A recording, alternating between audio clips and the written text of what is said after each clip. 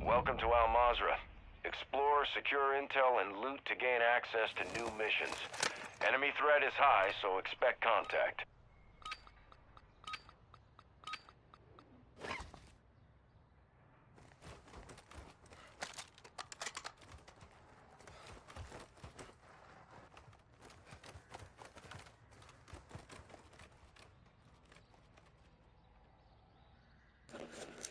What's up, guys? Not having fun? Yeah, it's alright. I'm just looking on the map to see where we're at. I feel what you're saying, man. Ultra One, enemy threat is moderate near your location. Ultra One, supply boxes are located on your TAC map. Get them secure before the enemy... Here lately, the last 2 days, there haven't been that many people. Like, there'll be like 1 or 2 other teams, and they'll start them on the other side of the map and shit, so just be careful.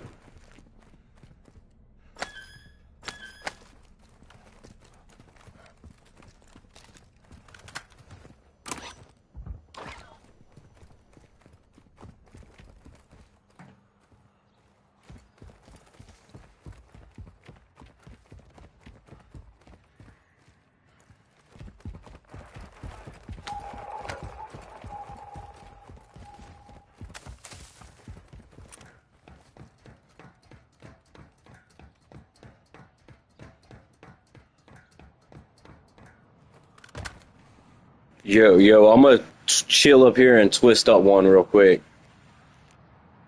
Okay.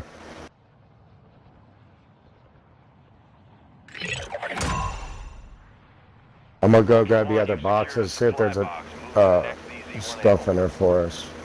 I'll be back.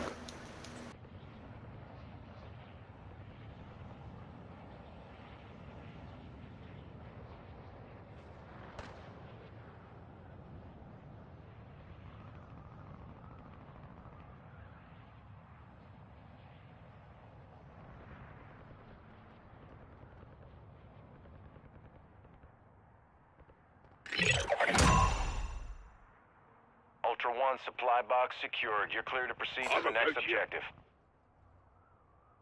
Hostile UAV overhead.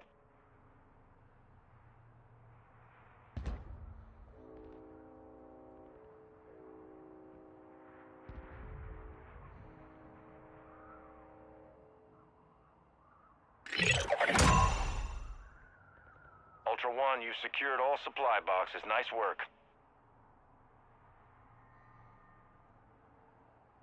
I'm about smoke.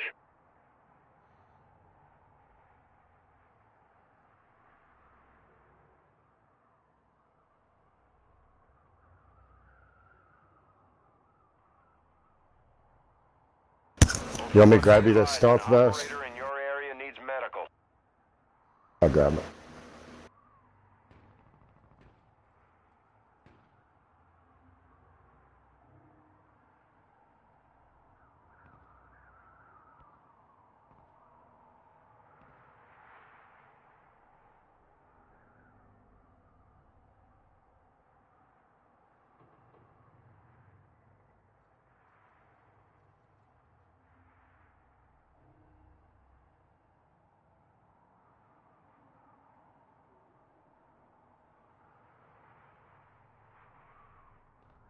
LTV here. Cargo helo inbound. Alright, I'm back. I gotta let it I got dry. a two. I've got a two-plated stealth vest. That's all I can find for you. Hey, Oh that's shit! better I'll than go back. nothing. You alright? Who's talking to me, too? Yeah, it's right here. Yeah. Shit, it's better than one plate. So is the stealth vest what, like, makes it where you don't show up on the radar and shit? Right. Yeah. Yeah, because I'm like, Yep. fuck, I got a radar on, and then I'm like, this motherfucker pop out of nowhere, pissing me. Oh shit, we got company. Yeah, keep an eye on him. I'm getting high ground real quick. Oh shit. Oh fuck, man. They up there, bro. They both looking. Which direction? Or where are they? That big skyscraper. Threats in the area. There's like 2 or 3 of them up there. Oh, one just flew off. Yeah, I seen One them. flew to the next one. They got the high ground. I'm headed this way, dude. Oh shit. They got me mid-flight, bro. Some shit right there. An operator is near your location and requesting medical. Someone's looted this area. Damn. They a good shot, bro. They got, see, that's what I'm saying. You get that, oh shit. You get that high ground, bro, it's fucking disastrous. Yeah, I can't do nothing about it. That's the problem. I'll come back in a minute. I'm gonna head this way, Blue. We don't have a mic. I was about to say, y'all retreat if y'all have to, man, because it's heavy pressure up there, up top, and then now you don't even know where he's at, you feel me? Oh shit, they're right on top of you. Yeah, they got 3. Fuck. There's 4 of them.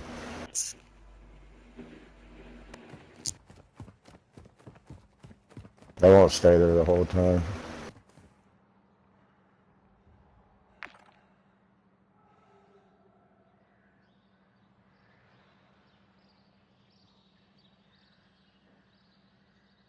Ultra One, copy your medical request alerting nearby operators.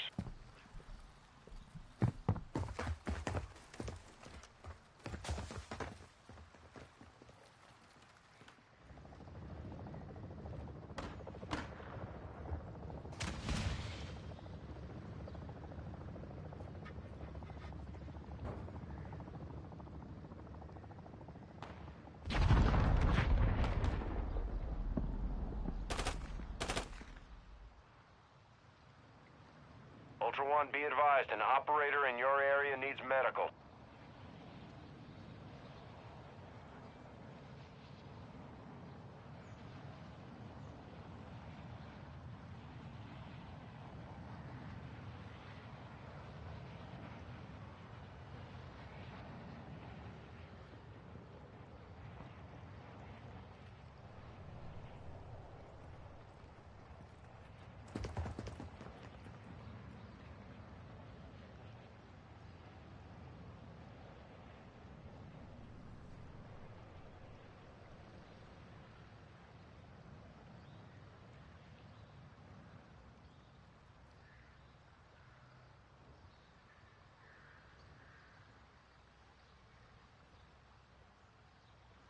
Ultra One, an operator is near your location and requesting medical.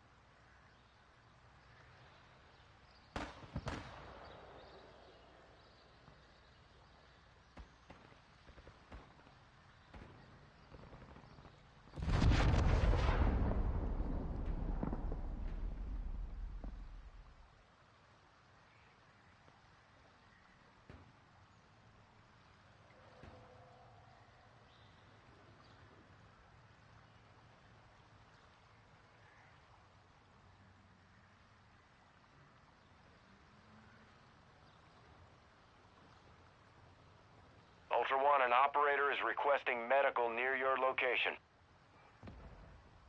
Ultra One, we're seeing increased activity in the area. Stay sharp. Ultra One, good news. An operator is inbound to give medical aid.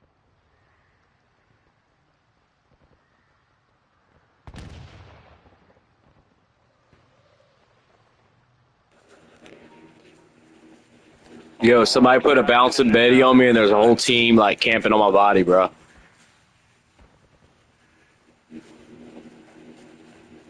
They put a bouncing Betty inside my carcass.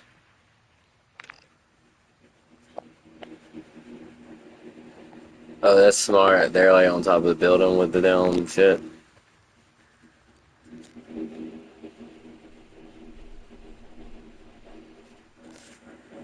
Hey Legion, I'm with those guys. Sorry, I'm not going to be able to get you.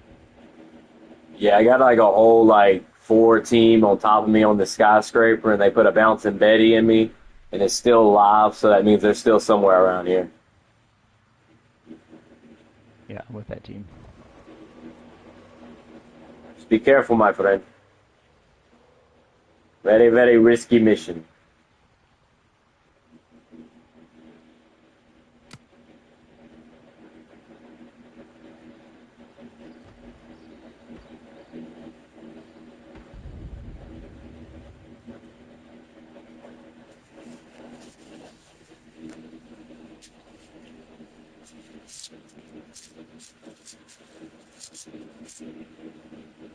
Ultra One, an operator has responded to your medical request.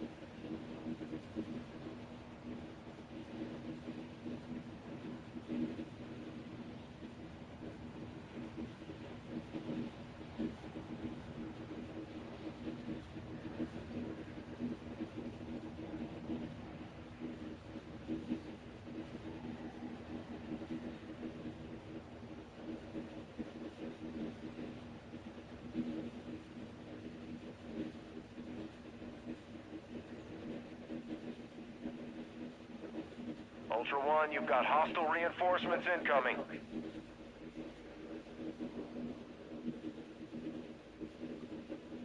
Hide in the water, dude. Hide in the water.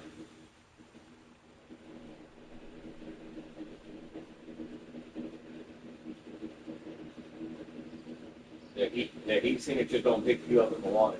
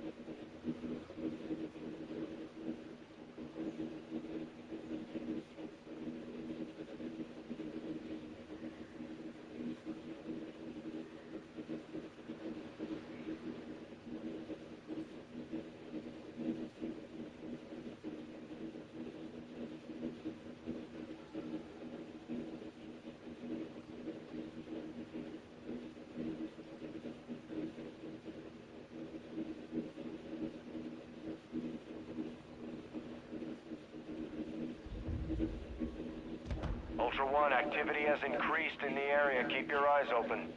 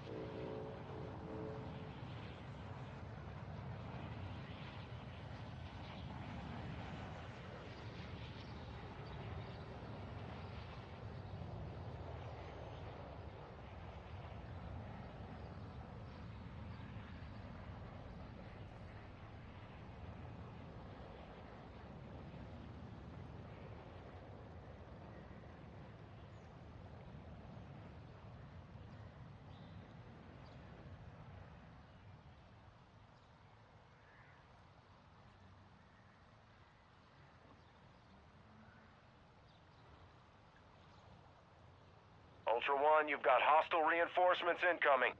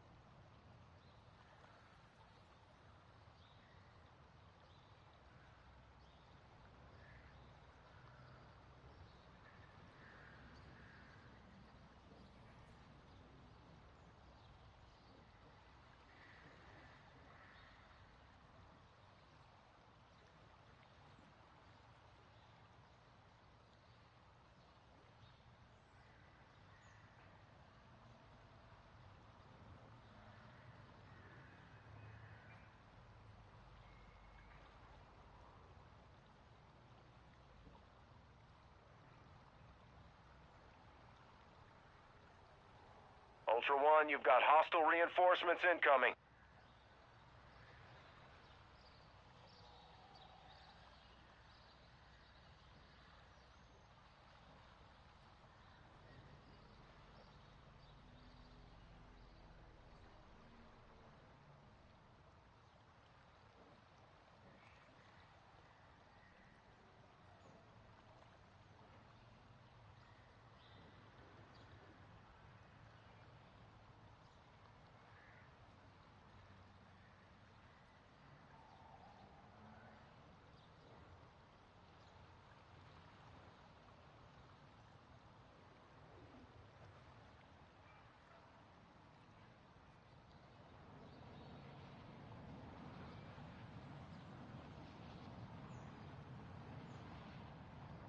Actual to Ultra One, winds are picking up in the AO. Advise you get to extraction before radiation moves in.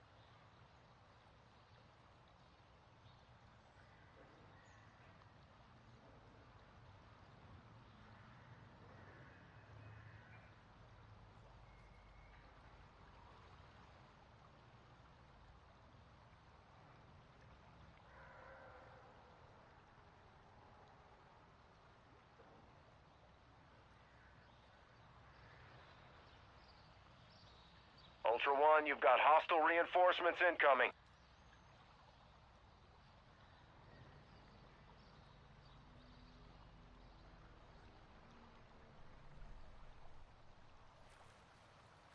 Ultra One, actual. Winds are pushing radiation through the area. Advise moving to extraction when able.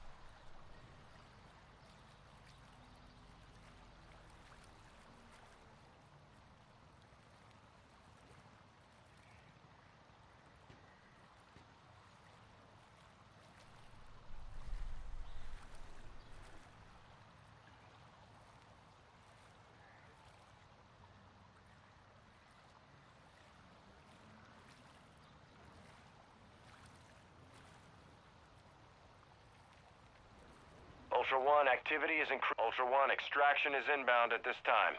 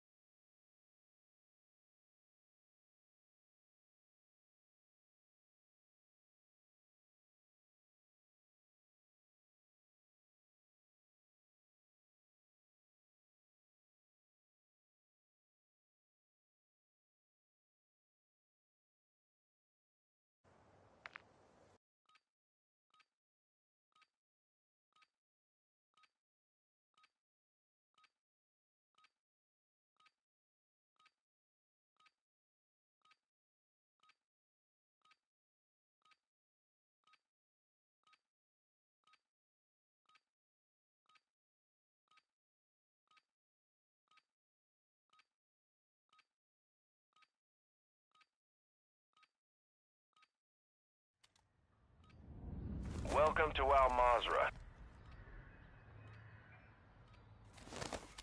Alright, so which team are we gonna go say hi to first? Wanna go this way? Or where do we wanna go? Well, hell, you're not even the team I came in with. What the fuck?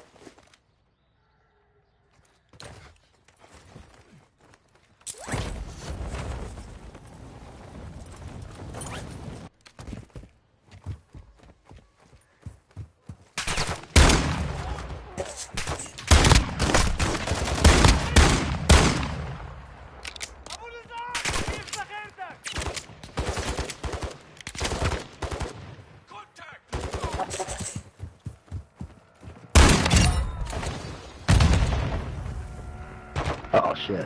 I ain't driving, bruh. I'll avenge you. Oh fuck, team right here. Fuck you. Put a bounty contract on your head. They keep driving on that wheeler. Right here, guys. Un jugador. Yo ni le doy.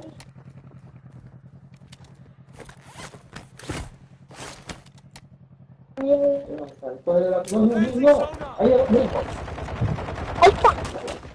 Ultra One, we're seeing increasing activity in the area. Stay sharp. Dos. Ahí está la moto, mira, ahí va, ahí está la moto. Falta la moto, fuera de la casa, fuera de la casa. Es que hay A la izquierda, a la izquierda, a la izquierda. Ahí a la izquierda, ahí como esa mochila. Ese es tu amigo, no tienes que decirlo. porque este no es un amigo. Ah, ya te quítale el arma, quítale el arma. Esa, no. Esa. Ya. Perfecto. La mochila, ponte placas. Need some cash. Abre mochila con cuadro. Ya, no, ya. Ni nada. Ya, placa, con cángelo. Ya.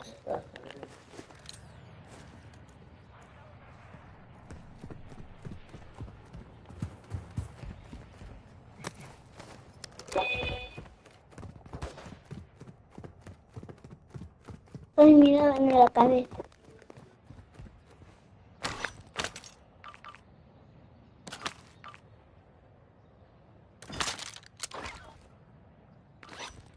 Need some cash.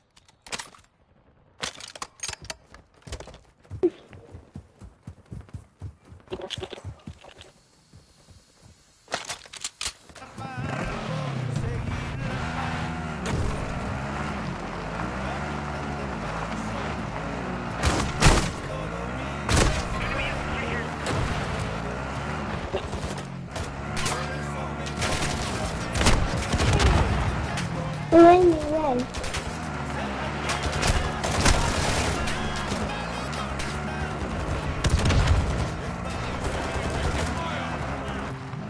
Lansing mine. Jawohl, das hätte.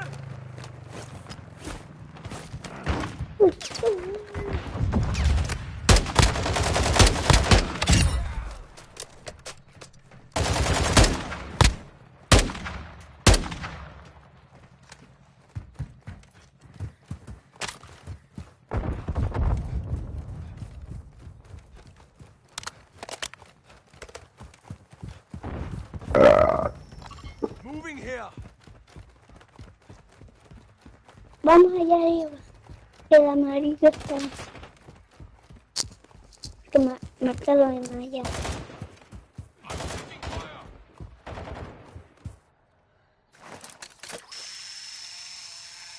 Arriba por el amigo amarillo.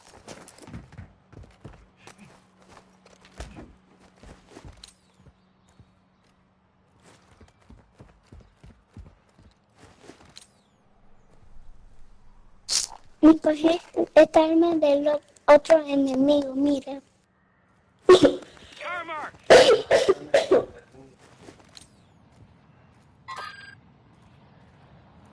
Yo ahora puedo abrir ese perrito en su película.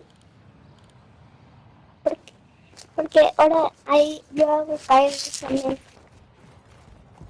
Esa mesa, ¿cómo se cae? Él también se cae. Ah, se te cae el control.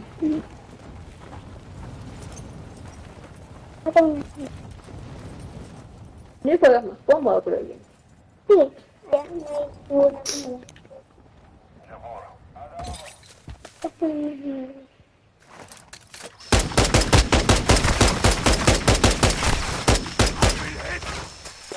me morí. Caerme en paracaídas.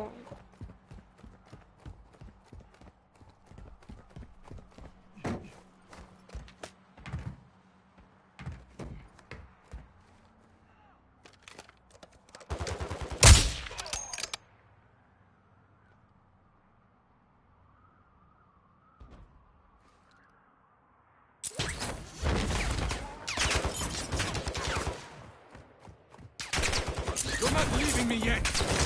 No quitting on my one. Taking effective fire.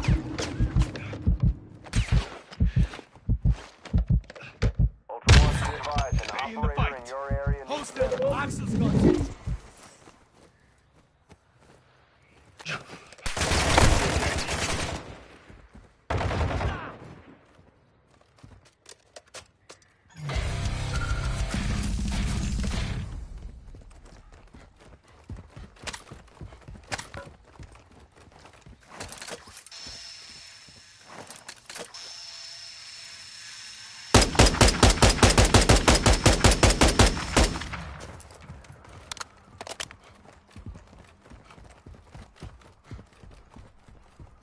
Intel located a weapons case in the area. We're tracking it on your TAC map now. Be advised, a heavily armored target is guarding it, so expect contact.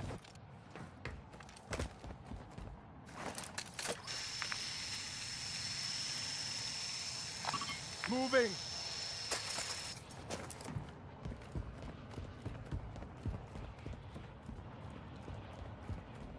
But a digital phone that mimics you, NYU sound. So what we're going to create is agent analytics. Ultra One, you've got hostile reinforcements incoming. How to customize their Ultra One, activity has increased in the area. Keep your eyes open. what agent is and what the level is.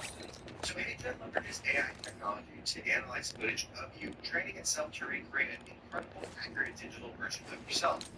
On the other hand, 11 Labs offers a platform filled with realistic AI voices ready to use. But here's the cool part. Enemy fire spotted. With your voice, enabling you to use a digital echo of your actual voice across various projects. Now that we have that covered, let's just hop into the computer and get after it. Alright, so what you're going to do is go to app.agent.com. Okay? We don't have an account yet, so we got to sign in and make one. So what you can do here at the bottom is, so I'm going to make a case, send it with an email. Right, so you can click on that, so you can either sign in.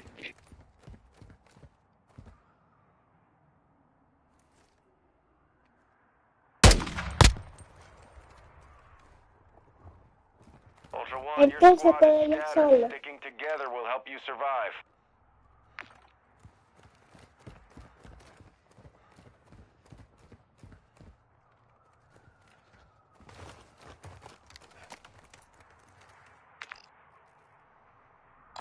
Loot here.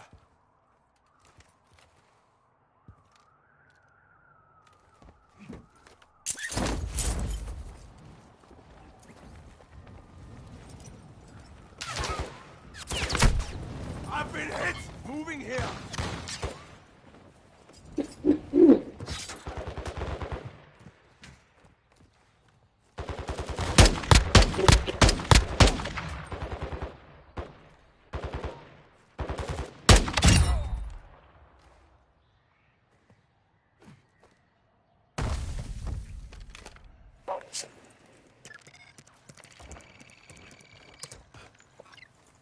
Ultra One, this is actual. UAV has established orbit.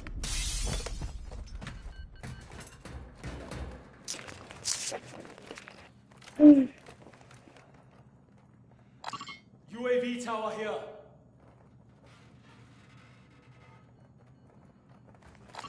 UAV tower here.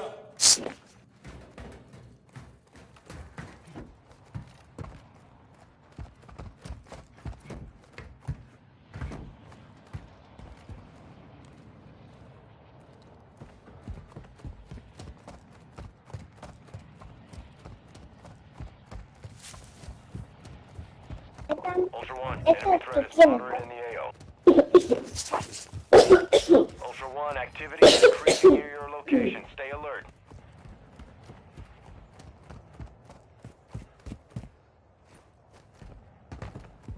Dejen operar.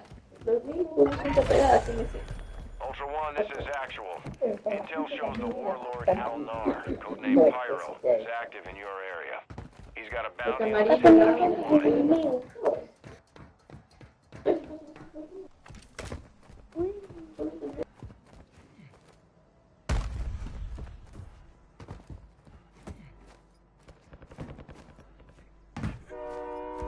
You've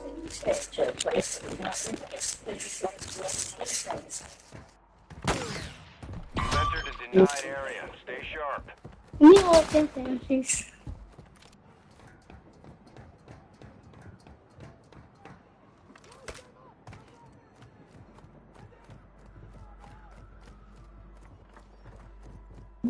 Que se cogí, no lo ven. Bien.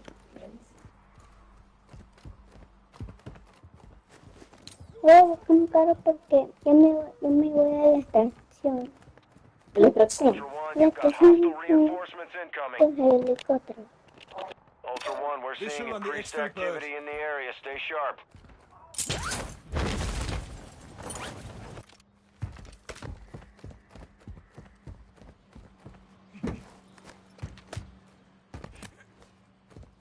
Yo me voy a la estación. ¡Ay, a la estación! Me van a dejar solito. Moving. Ultra One, UAV is bingo fuel and RTB.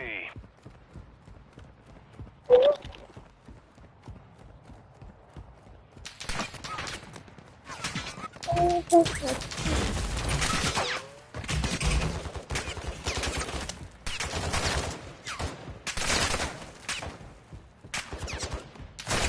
One, your squad is separated. Get these things together. Ay, no me dejo la estación.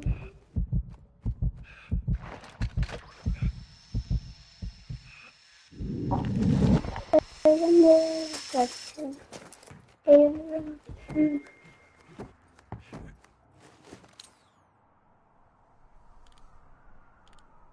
Ay, no, ya me parece una bomba.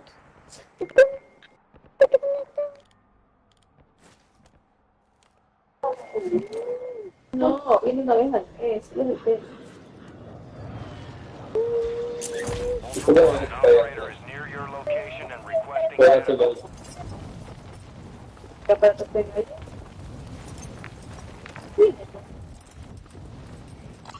Quit bleeding. Get back in there. Pero si hay alguien en exámenes, tengo los días de preparación, no sé para que ya me tendría el test. Ultra One, this is Dino 4. We're moving to the LZ for extraction now. Uy, tiene una bomba.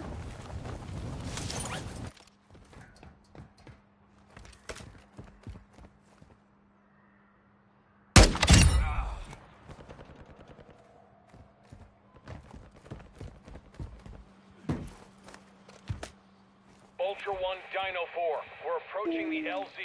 Get it secure. Bike marked.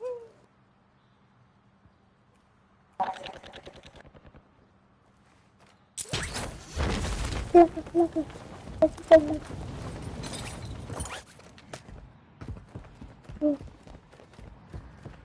Dino 4's at the extract point. Be advised, we can't stay here long. Papi, sobreviví solo. Mis amigos se quedaron allá. Acá tiene uno. Él estaba apurado.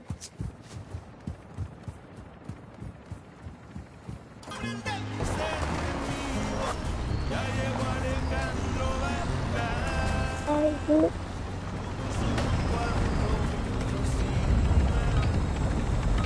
Vente.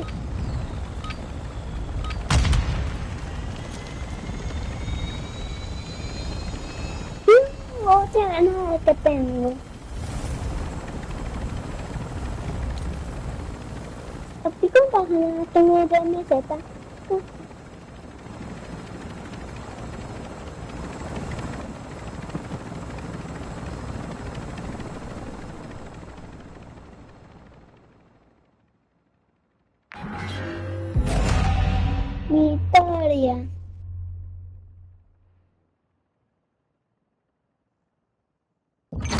Y yo solo maté a un jugador.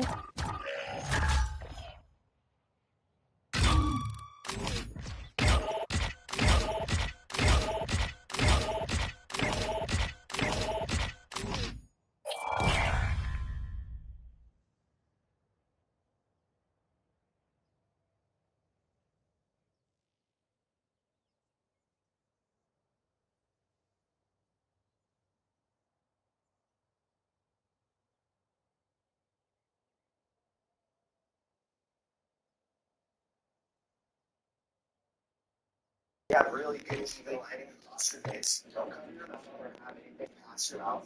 Make sure you're looking into the lens when you're talking, and if you look away, so pause in between your sentences. Make sure you're showing emotion when you're speaking. All right, cool. So now we are ready to record for 2 to 5 minutes. I'm going to show you a time. 3 minutes is what I usually do. Is I'll put a timer for about 3 minutes, and I'll just start talking. All right, so here it goes. And so we just got done recording. We're all good there. What we want to make sure we're doing now is stop the recording. We're going to into Paygen right now and show you the rest of the map. So let's get into it. All right, cool. So now that the video is done and we're creative, we're going to upload it. So we're going to click the upload button. We're going to browse our local files. We're going to go to where we save footage. We have right here a video for Paygen. We're just going to let that drop in. And here's that video that we just shot. So we're realistic avatar, please confirm your video needs requirements. Your face is visible all the time to check. You're looking directly into the camera.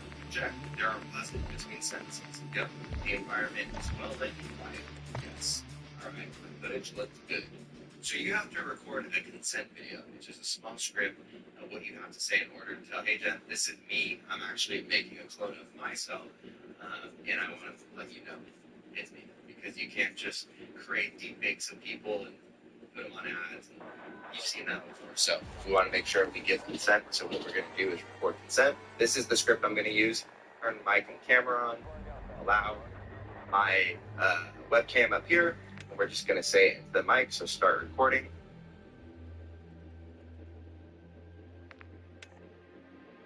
So now that I have the consent video, I submitted it and it says your consent is validated. So we're going to submit that. Cool. And right now it's taking the video and it's uploading it. So it's going to take some time to get it done and test it and all that type of stuff. But magic is happening on the back end. But soon it's going to be an instant avatar that you can start using for social media or however you want to use it. But we'll get into that once this is done. All right, so your video has been uploaded. Exciting. So we're going to click done. This is where all your videos are going to be saved. Yours is going to look different. You should only have one video, and it should still be processing. So give it the time, let it do that, and we'll get back to it once it's done. Now that it is done, now we can do some cool stuff with it. So we're going to click into it, check it out. Hey Coda, your instant avatar is ready. Feel free to create videos with it. Also, click the feedback button to share what you think. Hope you enjoy. All right, so that's what he sounds like, or I sound like, or whatever. But we're going to continue on. So now what can we do? So if we go into Create AI Studio, we can click on that right here. This should be you right here, not me. But what you can do now is we can go to script, right? There's 2 ways you can go about this. You can either create and write your script, right? Which is what you can do. But what I like to do is actually down here is upload audio. I want to actually put audio from something I said. So what we can do now is record some audio of us talking. So what we're going to do is just go into our voice memo and record something that we want to say. Hey, what's up, guys? My name's Coda, and I love to eat cereal. Cereal is my favorite thing. It's just so delicious and one of the best ways to start your day. Actually, it's not. It's really unhealthy for you. But I just wanted to say something real quick to test it. So what we're going to do is we're going to save that and send it to our computer, and we're going to put it in. We're going to upload it. So we'll go to our downloads.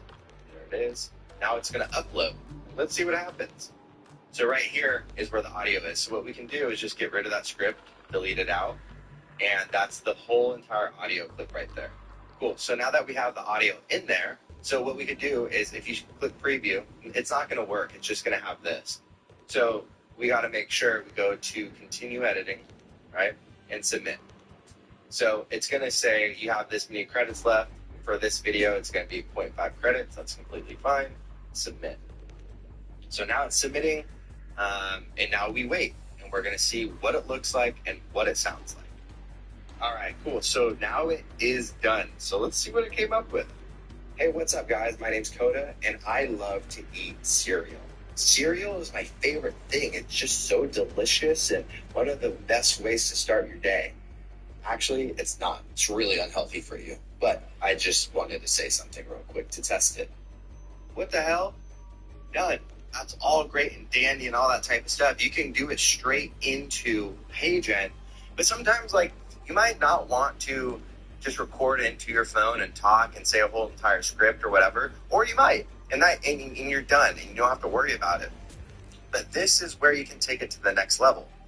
And 11 Labs is where we can actually clone our voice, and that's what we're going to do. So instead of us having to say, hey, what's up, my name's Coda, and you say your whole script into here, and then put it in a HeyGen, which is still faster than having to film and set up lights and do it every single time, what you can do is do it in 11 Labs and then bring it into HeyGen. So that's what we're going to do right now. We're going to hop into 11 Labs and sign up for that. So it's 11labs.io. So what we're going to do is we're going to sign up. You can just sign in with your same Google, whatever you want to do. But we'll just use the same account that we signed up for HeyGen. We'll click on to that.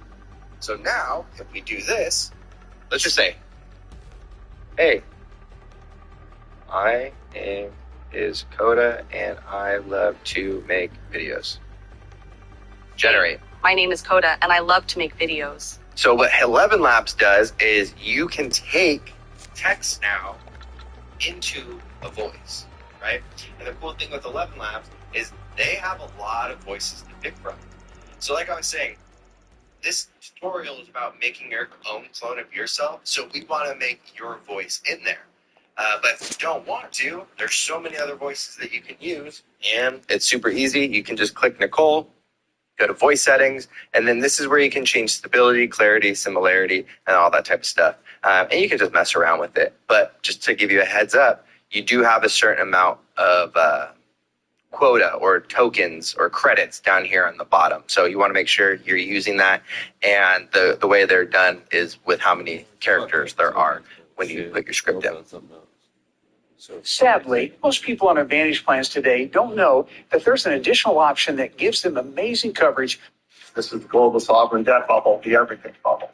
What just happened in Japan took a lot of us by alarm, and we now think that the clock has been set for the global unwind of the debt, and it's going to, in conjunction with a weakening U.S. economy. I'm predicting it's just the clock started.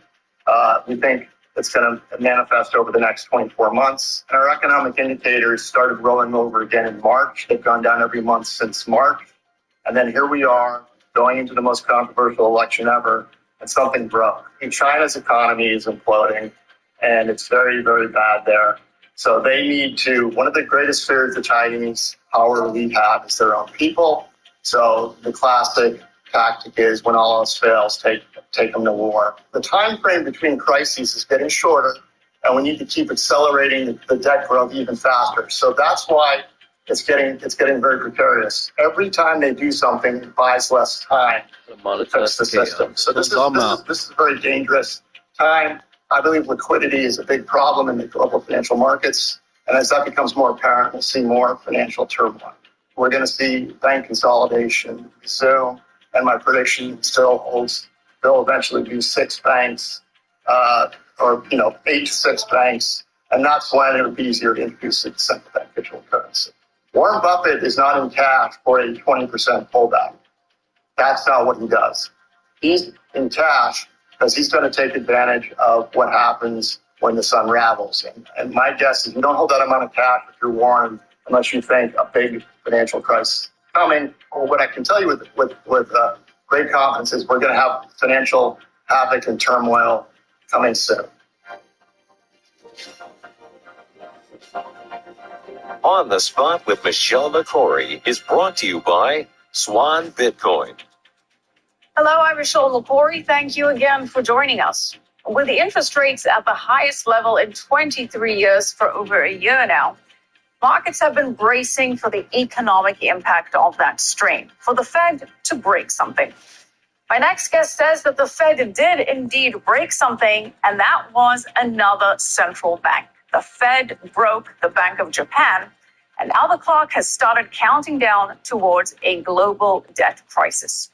Here to explain this and more and give us his outlook on the markets, gold and Bitcoin, is Edward Dowd. Ed is the founding partner of Finance Technologies. He's over 3 decades of experience in finance, including working as a portfolio manager at BlackRock, the world's biggest asset manager. He's also the author of Cause Unknown. Ed, nice to have you back with us. Thanks for joining us again. Michelle, great to be here. Thanks for having me on again. Ed, very good to have you back with us. Before we get into where we are now with the Fed and the Bank of Japan and interest rates, I want to pick up where we left off last time. And you were on in late March of 2023. We just had 3 of the 4 largest bank failures in U.S. history were in the midst of the banking crisis. And you were expecting an emergency rate cut by July from the Fed following those banking collapses. Now, instead, we got the Bank Term Funding Program and other creative solutions, but there was no rate cut. In fact, the Fed hiked rates. There were 3 more 25 basis point hikes after that, with rates peaking at the 5.25% to 5.5% range about a year ago, and the Fed has held steady since. So let's begin with what happened there, why you weren't correct, why didn't that rate cut happen, in your opinion? Yes, Michelle, we did have a misstep in our prediction. We were wrong on the interest rate cuts. They, in fact, raised a few more times. The good news is they prevented a bank run. The Federal Reserve instituted the Bank Term Funding Program because the assets in their held-to-maturity account were way underwater, and people were starting to get nervous, and that's why we had those bank failures.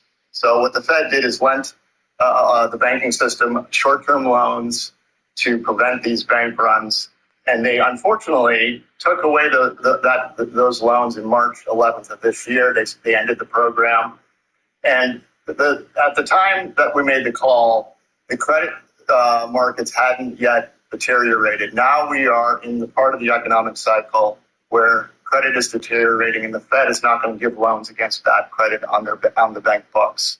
So that's one thing we were wrong on. The other thing we were wrong on, we were calling for a recession in Q3 and Q4 of last year.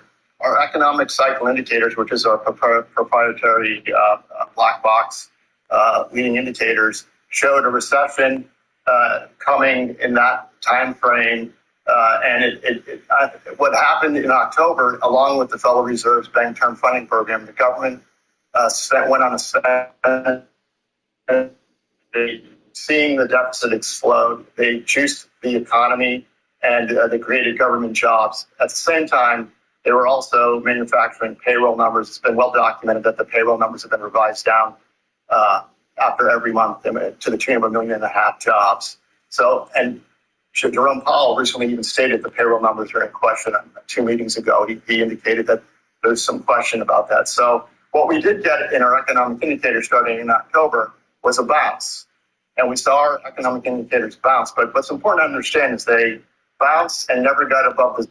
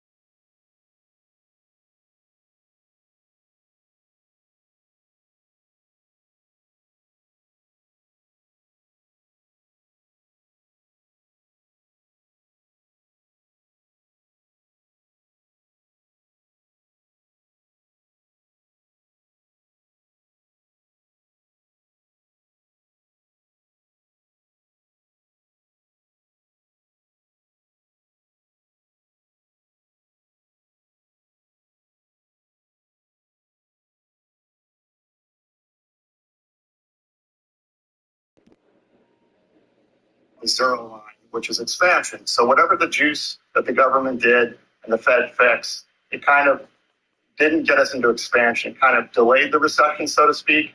And our economic indicators started rolling over again in March. They've gone down every month since March.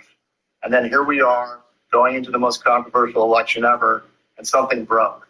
And our expectations before the Bank of Japan crisis was that we were going to see a little correction into the election, then a rally out of the election, and as the economies continued to weaken, we would see the real problems emerge. What just happened in Japan took a lot of us by alarm, and we now think that the clock has been set for the global unwind of the debt, and it's going to, in conjunction with a weakening U.S. economy. So what we don't know are what the policy responses are going to be on the other side of this, which are coming and have to come.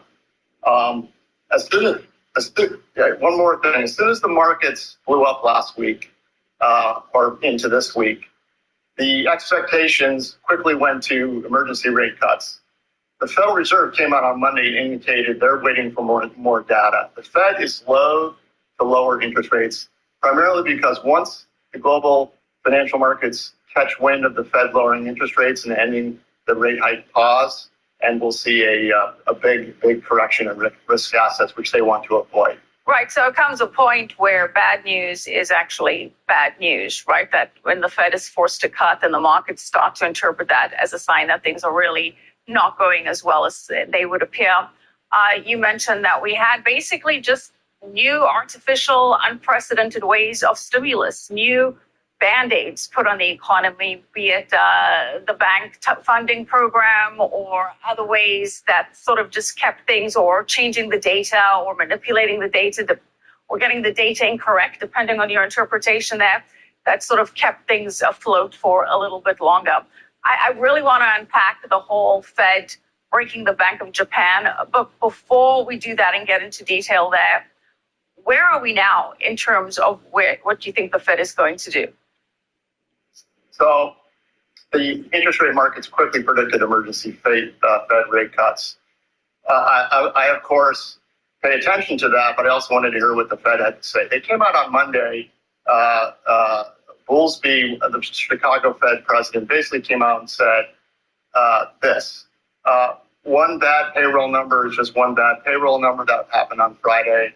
We need more data. If we see the economy weakening, we'll act, which was, to me, messaging that the Fed is on hold and not going to do any emergency rate cuts unless the feedback loops are so bad from what just happened in Japan that the stock markets and the financial markets start to crater.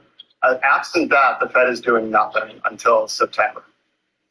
Right, and we did get some positive data with jobless claims looking better than expected. That sort of helped the markets rebound in the short term since that Monday sell-off. Again, we're going to get into that a little bit more.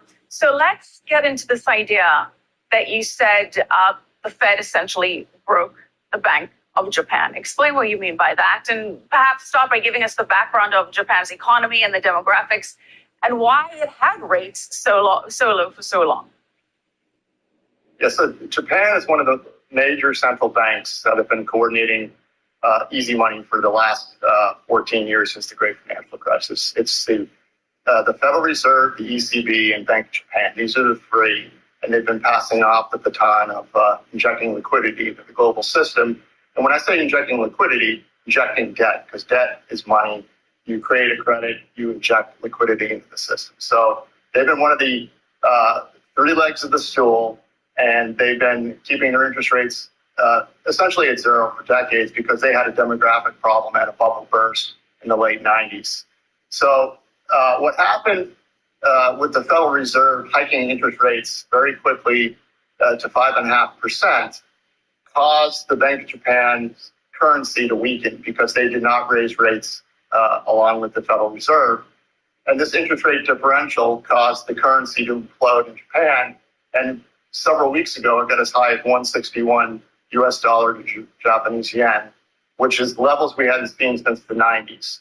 So the Bank of Japan has 260% debt to GDP and a huge demographic problem. Some of our demographic work shows that they just hit a new acceleration phase in the demographic death spiral that's going to bottom sometime in 2030, 32. So they are in trouble. And it's been one of my theories, and a lot of people on Wall Street, that the global debt bubble, the release valve eventually will be a currency crisis somewhere. And this just occurred in the Bank of Japan. So now they have this Hobbesian choice of saving their own economy or saving the global financial system. And this is where we are. So this is kind of the beginning of the unwind. There'll be policy responses. It can happen slow or fast. Right now, I'm predicting it just the clock started. We think it's going to manifest over the next 24 months. We do think the U.S. economy is weakening, and this is a bad, toxic brew that suggests risk assets are something you want to be lightening up on in your portfolio. If you haven't already done it, you should do it on rallies. Well, we did have the Bank of Japan walking back talk of further rate increases after roiling the markets. One of the senior bankers there promised not to raise rates when markets are unstable. This was the Bank of Japan Deputy Governor Uchida. And that, of course, led to a sharp recovery in the Tokyo stock prices and a fall in the yen. And as we've mentioned, the markets were really roiled by that surprise decision to raise rates for decades. And of course, that then impacted the so-called yen carry trade. Help our viewers understand what that is and why that initially caused the sell-off in global risk assets, and whether you think this yen carry trade is fully unwound now. JP Morgan came out today and said they think 75% of the yen carry trade is unwound. That's probably fiction, in my humble opinion. This yen carry trade has been going on for decades. You could make the argument that the Japanese financial system is one giant yen carry trade. So the yen carry trade, for your viewers who don't understand it, is because of the interest rate policy in Japan for decades, you would borrow in yen, and then you would buy assets in other countries, in other currencies, and you could lever that many, many times to collect the spread. That trade blew up after decades of being used by many, many big-pocketed players, large institutions. I would say that the Japanese financial institutions are probably the biggest owner of that trade.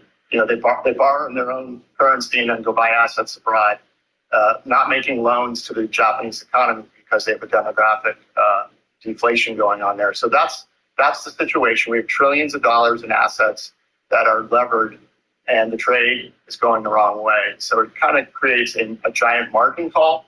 The good news is the Bank of Japan came out and said they're not going to raise again. The problem is, if you look at their currency, it went from 161 to 142, which, by the way, when currencies move like that, that just creates turmoil in and of itself. It's now rising again. It's approaching 148. So if they continue to play along and not raise rates, they'll have another currency crisis on their hands. So they're caught between a rock and a hard place. And again, that's why I think this will be slower rather than faster. But I think the bell just got rung, and it's the beginning of financial turmoil and heightened volatility, especially going into this most recent U.S. election that's coming up. There'll be a giant pause of business decisions until we figure out who's going to be sitting in the White House seat. So there's just a lot of uncertainty going on right now across the globe, not to mention the global military conflicts, the Ukraine war, tensions in the Middle East, and then there's always the possibility that China, which has a demographic problem itself, they hit their wall in 2020. That was because of the one-child policy they had for 20 years. So basically, China's economy is imploding, and it's very, very bad there. So they need to, one of the greatest fears the Chinese power elite have is their own people. So the classic tactic is when all else fails, take them to war. So that's why we've been seeing a lot of these Chinese, Taiwanese, threats going on. Warren Buffett himself sold out of Taiwan semiconductor stock. He listed war in Taiwan with China as one of the reasons he sold his stock. So this is not fanciful talk. This is a real problem that could explode and ignite at any moment. Wow, okay. Let's focus on the geopolitics and then go back to the Bank of Japan here, because you've just said some very interesting things. Warren Buffett, we know, is sitting in a lot of cash at the moment. I believe he's got more T-bills than the Fed right now. So you're expecting or forecasting China to move into Taiwan during this period of time now? I'm not forecasting that. It's a real possibility given what's going on in China. And Warren Buffett himself, when he sold out of his Taiwan semiconductor position, said that in an interview. You can Google it. War was one of the considerations. So I would say Warren Buffett's more in the know than I am. So I'm speculating here. It's definitely a possibility. We do have tensions in the Middle East. We have tensions in Ukraine. And right now there's talk of Israel and Iran getting into it. And China, I believe, has said that they will back Iran if that happens. So there's a lot of hot spots that could go off at any moment that could add to the current uncertainty we're seeing. But make no mistake, without even the global tensions, we have problems. We have problems with the debt bubbles on. Right, and we've had several guests on the show saying that if you were, let's call it a nefarious actor on the world stage, nefarious in the eyes of the U.S., if ever you were going to take action, now is a really good time to do this, especially as things move closer towards an election which is unprecedented in so many ways, including weaponizing of the justice system, assassination attempts on leading candidates, switching out candidates with a few months to go before the election. We're still not even 100% convinced what the Democratic ticket is. So with all of the uncertainty and division and toxicity in the U.S., a lot of people have come on this show and said, if you were China, now is your time to move into the South China Sea or take on Taiwan. If you're Iran, this is a good time to potentially escalate things before you have a President Trump in power, which may take a stronger stance against actions in the Middle East and elsewhere.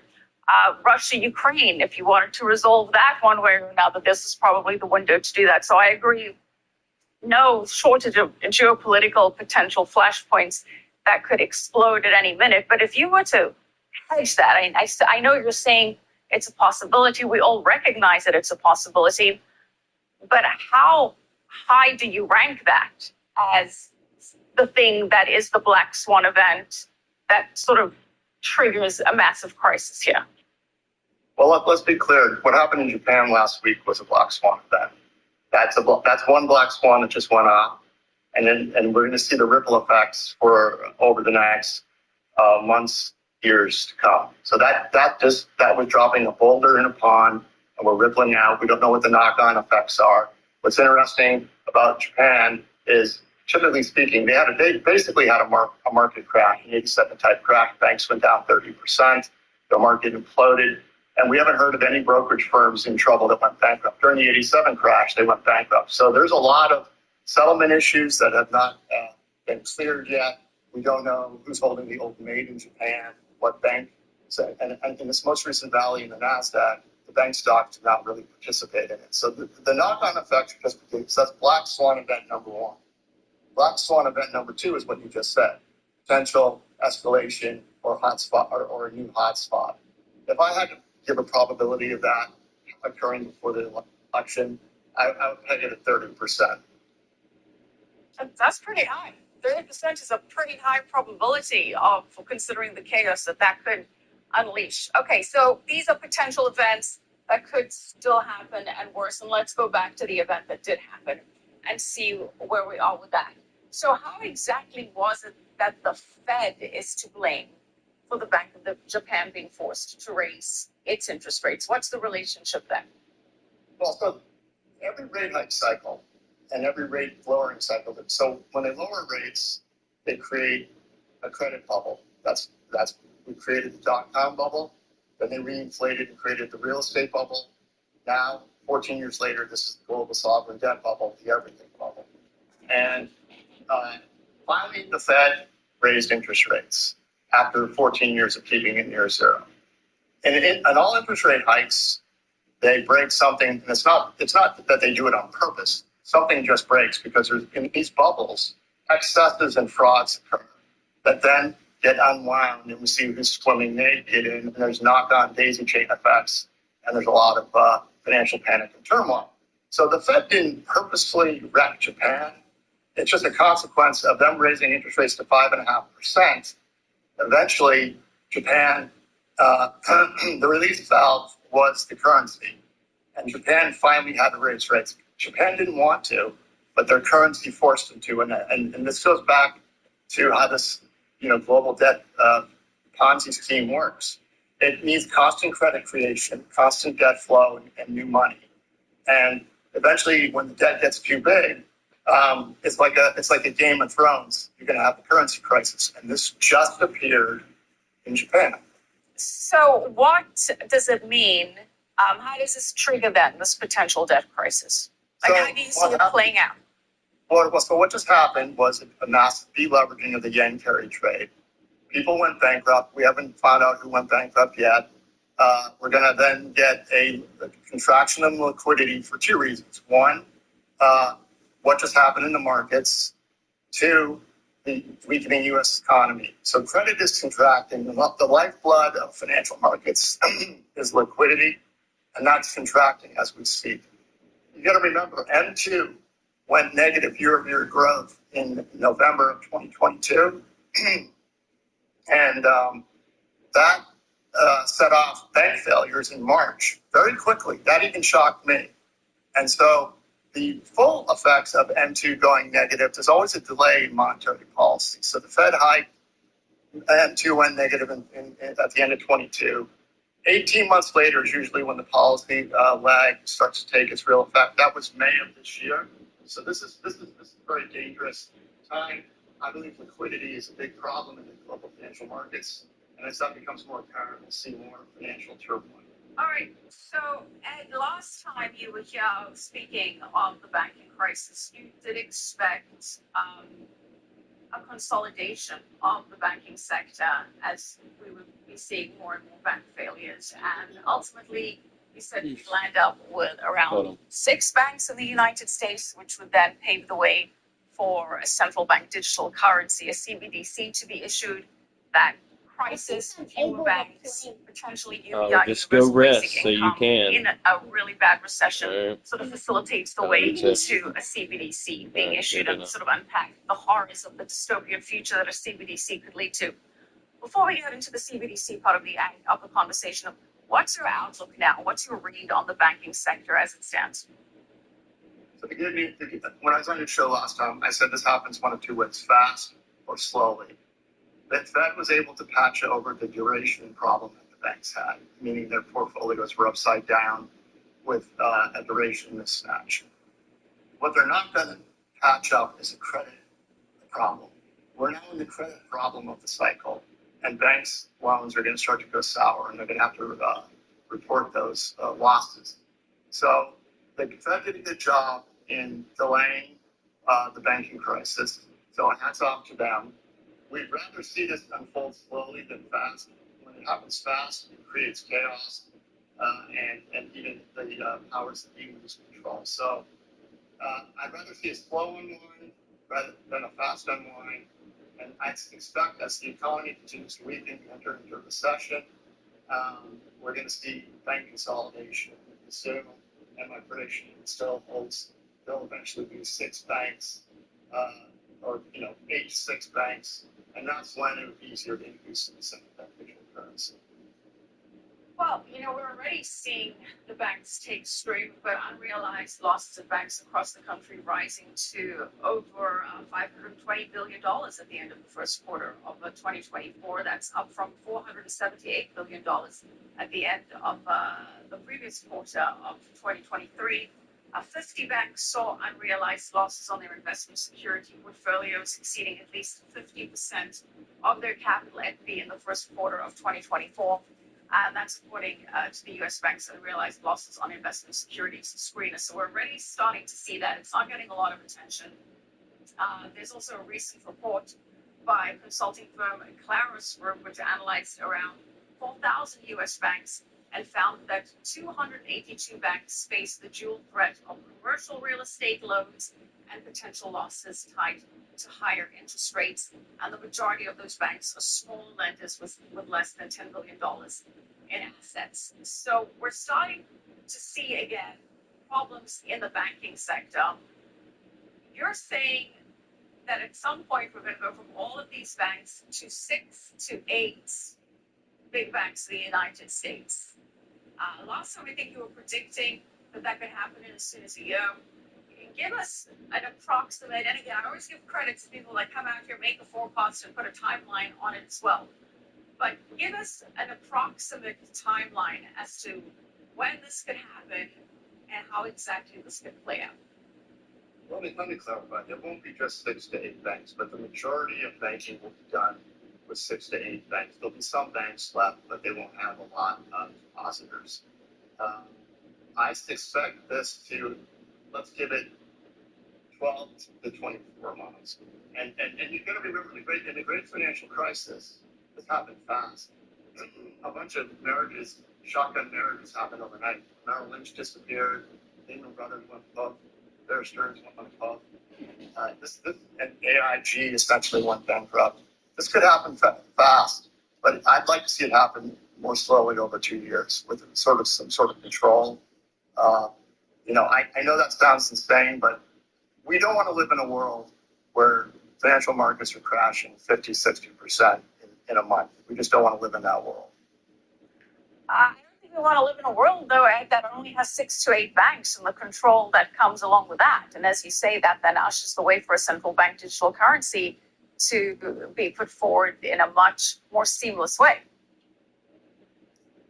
We don't want to live in that world either, but, the more time we have not to panic, the more time we can mount a resistance. And you and I were on here a year ago, and look at all the awareness of central bank digital currencies as being something that people should be alarmed about. We have politicians introducing bills. So the good news is, the slower it goes, the resistance that we can mount to it, the faster it goes, people will panic into it, I think. So I'm actually quite pleased in the progress that was made over the last year. Tenants are highlighting the dangers of a central bank digital currency. So the issue is at least out there as opposed to where it was a year ago, where people were really not even talking about it as much as they are now. Right, that is the upside, is that there's a lot more awareness about central bank digital currencies, and a reminder to our viewers that is a form of fiat currency issued by a country's central bank, which essentially allows the bank to control every transaction, saying what transactions can and cannot happen, and it also creates complete transparency. There's no anonymity, there's no privacy. Every single transaction can be viewed, and then it also would arguably allow for what some say is fine-tuning of monetary policy, where they could just click away some of the money supply or click back in the money supply by just taking out some of the money in everybody's individual wallets of the central bank digital currency. A lot of potential negatives there. Why would fewer banks help facilitate that process? It gives people less choice. Not every bank would be set up for the central bank digital currency. It's just central planning requires fewer, bigger players. So it's easier to implement. There's a lot fewer players to impose this on. So it's an operational thing. It's just easier to do. Right, and as you were saying, look, we have had a lot more awareness about this, which is a positive. Certainly when people like former President Trump bring up a CBDC, it starts to gain headlines. And he actually addressed this very recently at the Bitcoin conference that just took place in Nashville. I think we have a soundbite from that. We can play that now. Next, I will immediately order the Treasury Department and other federal agencies to cease and desist all steps necessary, because, there's a thing going on in your industry. They want to move the creation of a central bank digital currency. It's over. Forget it. CBDC. There will never be a CBDC while I'm president of the United States. Does that give you any hope here? I mean, do you still think a CBDC is inevitable? No, I don't. But what's great is the issue has gotten a lot of awareness. And Trump, just by saying that, it's fantastic. And Bobby Kennedy has said the same thing. And so we have candidates across the globe talking about the dangers of the CBDC, which is great. They all seem to be Republicans, though. You've got Governor Ron DeSantis, Senator Ted Cruz, House Majority Whip Emma, as we said, President Trump, okay, Kennedy, an independent. But I haven't heard anyone on the Democratic side speak against the CBDC. Well, that's because they're control freaks, and they would love that tool to be able to implement all sorts of crazy free policies. They seem to have a belief system that if you don't agree with them, you're evil, and they want to impose any way they can their belief system on the general populace. That's my personal opinion. That's why Democrats will never be against the CBDC. So does that mean that if we have a Democratic administration in power, that increases the odds of a CBDC being passed, even though there's a motion and Powell has said it would need to go through Congress? Yeah, the chances are higher. So I think voting Democrat this time is insanity at this point, given what we're seeing come out of Thank you. Kamala Harris's mouth and her new VP pick, Tim Walz. They're both socialists. They both believe in DEI. They believe in taking from those who produce and giving it to those who don't. I mean, it's communism like. All right. Well, back to CBDCs. You know, there is progress happening in other parts of the world, regardless of what the U.S. is doing. We know that according to the Atlantic Council Central Bank Digital Currency Tracker, 134 countries representing 98% of global GDP are exploring a CBDC. In May of 2020, that number was only 35, so certainly a big acceleration there. And currently 68 countries are in advanced phases of exploration.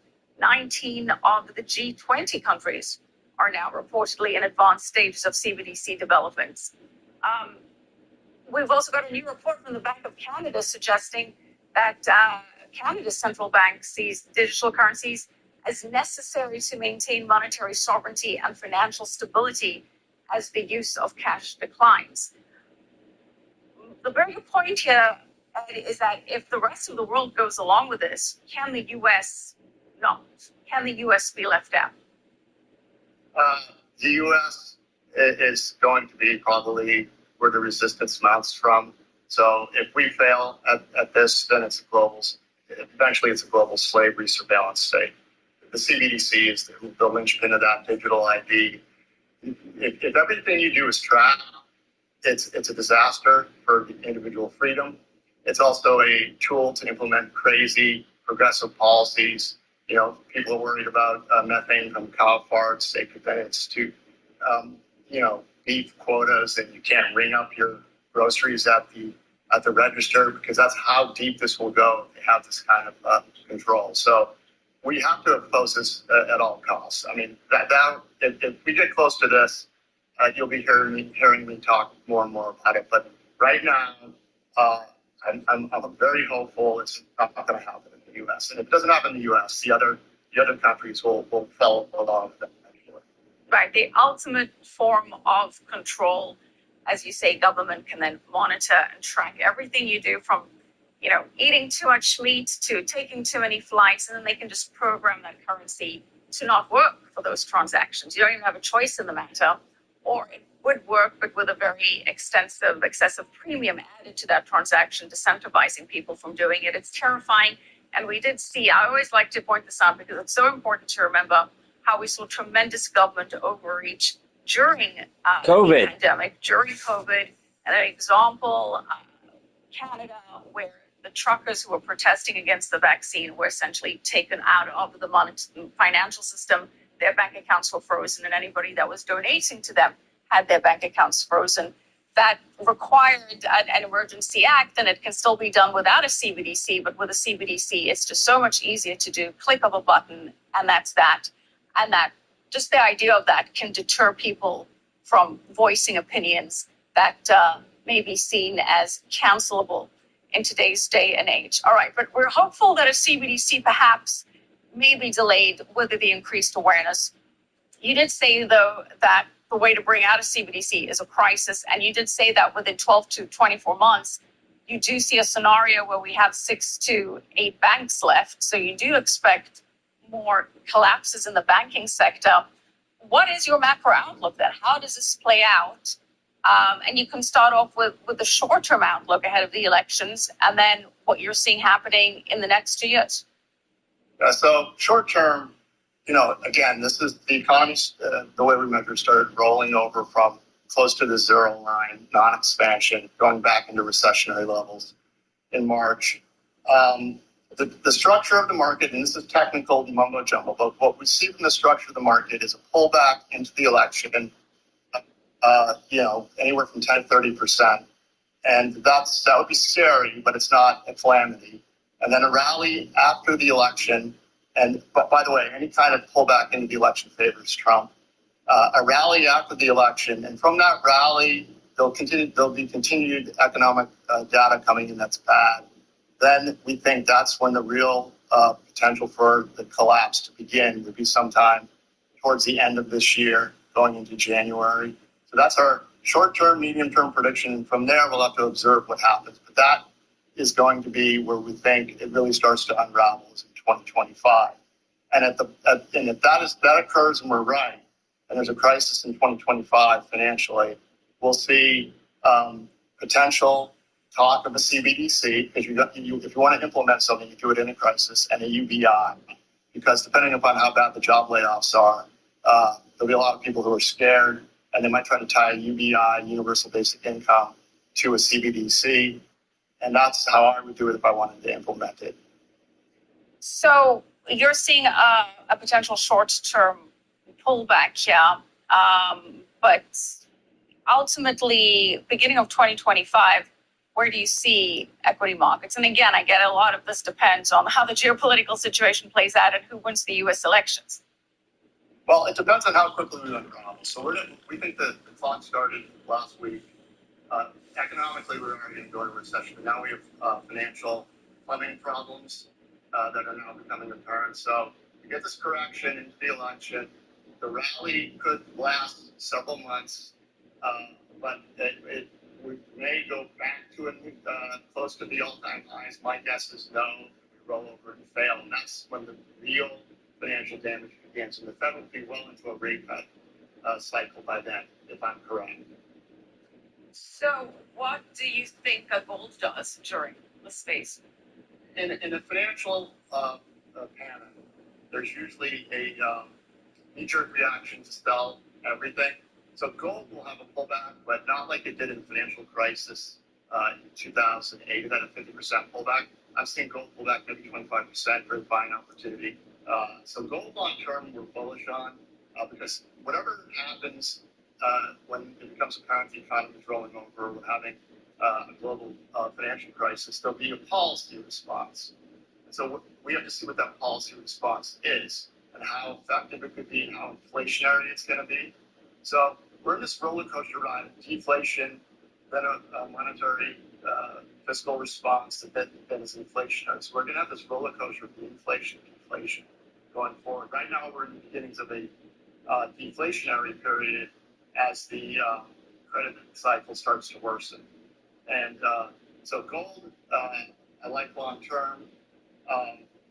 Obviously, if you're in the stock market, Warren Buffett has indicated what you should do. He's got his largest cash position ever in the history of Berkshire Hathaway. It's 4% of the U.S. T-bill market.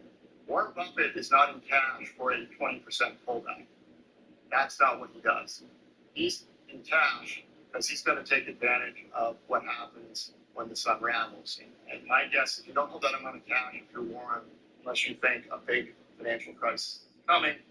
And, an indication that we're close to the bottom would be when Warren Buffett starts issuing billions of dollars to banks to save them with very favorable terms to himself, like he did in the Great Financial Crisis. He picked the bottom. So wait for Warren to start buying stuff is my humble opinion on stocks. The Oracle of Omaha, he does have a track record there. The Oracle of Omaha, not a big fan of Bitcoin. What are your thoughts on how Bitcoin could perform during all of this? Well, Bitcoin, unfortunately, is correlated to liquidity. And in the liquidity crisis, Bitcoin will go down. But I think Bitcoin long-term should be part of everyone's portfolio. It's just a question of how much. I don't like putting all my eggs in one basket. But long-term, I'm bullish bullish on Bitcoin. Long term, I'm bullish on other cryptos, but they will not perform well they will not be a store of value in a financial panic. What's a real store of value is what Warren Buffett owns: 3-month, 6-month T-bills giving you 5.5%, paying you to wait. That's traditionally in financial panics. That's where everyone goes to in the short term. And when the liquidity injections begin, when we start to see the rate cuts accelerate, what is your outlook on Bitcoin there? I know you said it's bullish for gold. Those that are for Bitcoin would argue that the same case could be made for Bitcoin, as the liquidity needs to be soaked up by a store of value, which may not do its job during a sell-off, but when you start to have the liquidity injected into the markets, what do you think that does for Bitcoin? Right. So people got to remember, when the Fed starts cutting rates, that's not bullish. It's actually quite bearish. And the Fed doesn't want to cut rates because that means they're seeing something that's bad. And typically speaking, there's an 18-month lag on monetary policy. So if you remember the COVID war that we had in March, April of 2020, where the Fed went on a money printing spree in conjunction with government spending. They did the two are linked. You print money, the government spends. So that created inflation that really didn't start taking off until 18 months later under Joe Biden. Concurrently, now we have the interest rate hikes, 18-month lag hitting in May. When the Fed does respond with an 18-month lag, that financial markets will move ahead of that. But the real liquidity will start impacting the economy 18 months later. Financial markets will anticipate that, but they'll be damaged first, then anticipation of the policy responses. But we have to see what the policy responses are, when they come, and how big. And then you get back to the Bitcoin question. Could that then be a positive? Oh, Bitcoin will do well, absolutely. Bitcoin will take off in that scenario. And last time we spoke, you said that the dollar will fail up. Explain if that is still your position and what you mean by that. Absolutely. The dollar has a 4-year cycle, the way that we measure it. My friend Tim Wood is a cycles analyst. The dollar hit a high several years ago, and it's going to hit a 4-year cycle low sometime next year. But if you look at the long-term chart of the dollar, since the great financial crisis, it's been higher highs and higher lows. We expect the low in the dollar to be higher than the last 4-year cycle low. And if that's the case, the next run up in the dollar will take us to new all-time highs. So as the global financial system contracts, it's long. Okay, I heard. If the dollar ever needs to get unwound as the reserve currency of the world, it will fail off. Right now, these BRICS are talking big about de-dollarization. The problem is if you need to de-dollarize overnight, you will have a deflationary depression in your country. So that's why long-term I'm bullish on the dollar, because the dollar is a debt-based fiat world reserve currency. It goes up when credit is long-term contracting. The growth of the dollar is kind of at its peak. So when you see the dollar going down, that's liquidity being injected in the system. The money supply growth is going. You see the dollar going out, that's contraction. Long-term, under a de-dollarization scenario, the dollar will go up. But you're saying long-term you're bullish on the dollar, and at the same time discussing de-dollarization. So what do you mean by that exactly? What I mean is the way the dollar system was perpetrated, it was flooded into the global financial system. It's over $14 trillion in U.S. dollar denominated debt held by foreigners. So to extinguish that debt, you're going to need dollars to do it. So the dollar fails up. It doesn't fail down. That's one of the misnomers. So the dollar relative to other currencies will appreciate the value, is what you're saying. But ultimately, it'll lose its place as king of the reserve currencies, if I'm understanding you correctly. Correct. And at some point, and if we ever get into we don't take care of this deficit problem. Right now I'm not worried about the deficit in terms of becoming a credit issue for the U.S. because there's other countries that are way worse, like Japan, 260% debt to GDP. We have 120% debt to GDP. So relative to Japan, we're better, sure. So That's why I still think the dollar fails up over time. I know it's confusing, and mind you, if Trump gets in, Trump is going to be a weak dollar president. Trump wants the value of the dollar to go down as he tries to implement some of his policies of bringing manufacturing back to the U.S. So Trump is a weak dollar president. A weak dollar president, what does that mean for inflation? It depends on how it's configured. It could be both inflationary or not, depending upon what happens. But I think it'll be inflationary because as he brings back manufacturing jobs to the U.S., it'll definitely be inflationary. But people have jobs, so there's this, you know, and it depends on the rate of inflation. Inflation isn't necessarily bad when it's slow. Inflation is super bad when it's fast. Right. I mean, weaker dollar means more manufacturing happening in the U.S., allows U.S. exports to compete on the world stage, and makes the U.S. more independent in terms of manufacturing, bringing back all of that back home, but then you don't get the advantage of buying cheap goods made in China. Correct. Hence inflation, but arguably more job creation there. Let's get your outlook. Go on. The biggest problem we have in this country is we have a bifurcated economy. We have the very rich doing well and the very low income people doing well via handouts. We have a devastation of the middle class, which is the backbone of the U.S. economy. The middle class is getting wrecked. So politically, this is what we're seeing. And so we need to fix the middle class or this country's done. That's just the bottom line. You know, the whole global debt crisis, markets are going to sell off. We've hit the end of the road. That conversation has been had since after the 2008 crisis a few times, saying that the Fed's response is going to lead to this major, bigger, chaotic mess. And yet, every time we think that it's the end of the road, somehow that can gets kicked down further. Why are you so sure that this really is the end of the road, be it in a year's time, 2 years' time, even 3 years' time? What makes you so sure that this really is the end of the road? So the question is, can I kick the can down the road one more time? I won't know until I see the policy responses. But what I can tell you with great confidence is we're going to have financial havoc and turmoil coming soon. What I can't tell you is if they can kick the can down the road one more time. But if you look at, ever since the great financial crisis, the government deficit or the actual just debt load of the government has been floating along the global debt system. And since the great financial crisis, they've had to not only grow the debt constantly, but they've had to accelerate it at certain times at even faster rates of growth. They had to do it during 2014-15 when it was called China. The Shanghai Accord fixed that. Then we had the 2019 global financial crisis that was starting to bubble. They fixed that with the COVID war.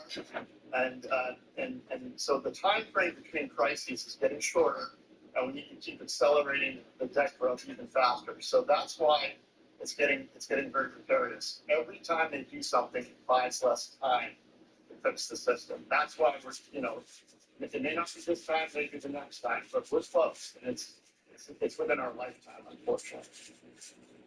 Let's go back to what you said about if Trump wins the election, he wants a weaker dollar to onshore manufacturing, make America great again by building things back in America. What happens if the Democratic Party wins the election? What do you think happens then? I think it's this crazy spend and control economy with surveillance state and a purging of anybody that isn't in the Democratic mind camp. A purging of everybody that isn't in the Democratic mind camp? Is that what you said that? I don't mean they're going to go to camps. I mean, it's going to be harder and harder to get jobs. A lot of the jobs are going to be government jobs, so you'll have to be a Democrat. You have to, toe the line. It's going to be very hard for people in the private economy to compete with the government spending because government will become the economy under Harris and Waltz. Government spending as a percentage of GDP got around to 24% during COVID. It's backed off a bit, but I continue to see government spending swallowing private spending. So if you were to give us your forecast, how do you see the election playing out? And again, so many things can still happen, so many unvariables. But what do you think is the most likely scenario here? This is pure speculation on my part, but I see this market correction favoring Trump. I see Trump getting in. It'll be very hotly contested. I think the oligarchs are nervous about playing with the communists because ultimately the communists will come for them. So I think there's been kind of a shift in attitude with a lot of people who are against Trump running to Trump now. I think the establishment, there's a certain segment of the establishment that wants Trump in there. They're not enough of this disaster scenario we've seen with immigration, the mishandling of the economy, the lying about the economy. So I think Trump wins. They'll try to steal it, but I think ultimately he gets in, but it'll be very hotly contested, and the country will be very divided after the election, regardless of what happens. And he will then have a recession to look forward to in 2025. Correct. So, Ed, how are you positioning your portfolio in this climate? Well, I don't like to give investment advice, but I've been telling people do what Warren Buffett does with a certain portion of your assets so that you can take advantage of the sell-off when it comes. It's called dry powder. So have some dry powder, sit back, earn 5.5%, and then when Warren Buffett starts getting in the markets, you can start nibbling. Watch what the Oracle of Omaha does. As we wrap up here, Ed, where can our viewers learn more about you? FinanceTechnologies.com, spelled with a PH. Also on Twitter at Dowd Edward, D-O-W-D Edward, and Getter at Edward Dowd. Well, Ed, thank you for coming on, and thank you for giving us your insight, your forecasts with a timeline. That's always a bold move. We appreciate you doing that, and we appreciate your time and your analysis. We look forward to having you back on soon. Ed Dowd. Thank you so much, Michelle. Great to be here again. And thanks to our viewers, as always, for watching. And a big thanks to our sponsor, Swan Bitcoin. I want to highlight that Swan does have an IRA product where you can take advantage of the benefits of Bitcoin's long-term potential in a tax-advantaged account. With a Swan IRA, you're holding real Bitcoin, not proxies. And opening a new Swan Bitcoin IRA is, in fact, very simple. You can initiate a transfer or a rollover and then hold real Bitcoin in your new IRA. There's a way to set it up so that you're basically buying Bitcoin on autopilot. That then allows you to take advantage of those Bitcoin price moves and of dollar cost averaging as you accumulate Bitcoin into your IRA. And unlike when you trade Bitcoin outside of a tax-advantaged account, doing so within an IRA allows you to avoid the often very tedious process of reporting trades on your taxes every year. So if you're interested, there's a link in the description with a special offer for Kitco viewers to help facilitate that process. Check that out. And as always, thank you for checking us out. If you're watching us on YouTube, make sure to subscribe and leave your comments. Feel free to praise, whine, or just opine. We do like to hear from you. For me, Michelle LaCoury, and the rest of the Kitco team, we'll see you again soon. On the Spot with Michelle LaCoury is brought to you by Swan Bitcoin.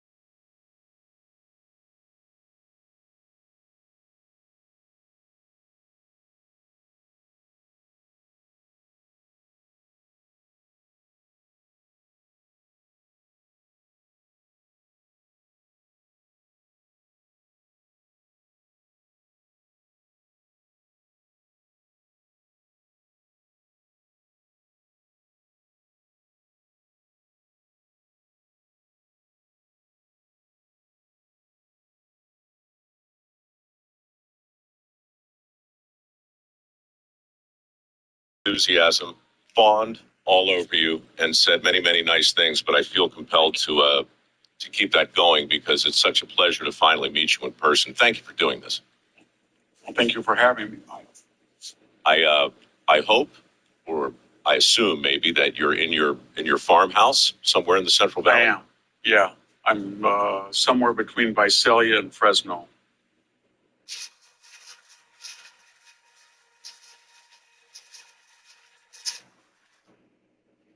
And for people who have never been to either such place, you're looking down from heaven at California. Where exactly is that vis-a-vis north south? I'm almost in the exact center of the state. I'm halfway between this. I'm about 75 miles to the crest of the Sierras and about 130 miles from the Nevada border, and I'm about 150 miles, 40 miles to the central coast, San Luis Obispo. It's right in between the two of them, and then I'm exactly halfway between San Diego and the Oregon border. When you think of this state, so it's kind of the state. Yeah, like when context. You think of, well, in all its glory, do you think of it in terms of northern and southern, or do you think of it more like eastern and western in terms of how the state might be divided? Well, it's such a huge state and it has so many different regions and pockets. But since I was a student, I grew up in this farm and I had to work when my grandfather ran it, then my parents, and when I did. So I was going back almost every year. Every weekend from UC Santa Cruz, which was kind of the left-wing Mecca in the 70s, and then to this area, which is very conservative. I did the same thing at Stanford. And I work at the Hoover Institution at Stanford, so I get these two different polarized views.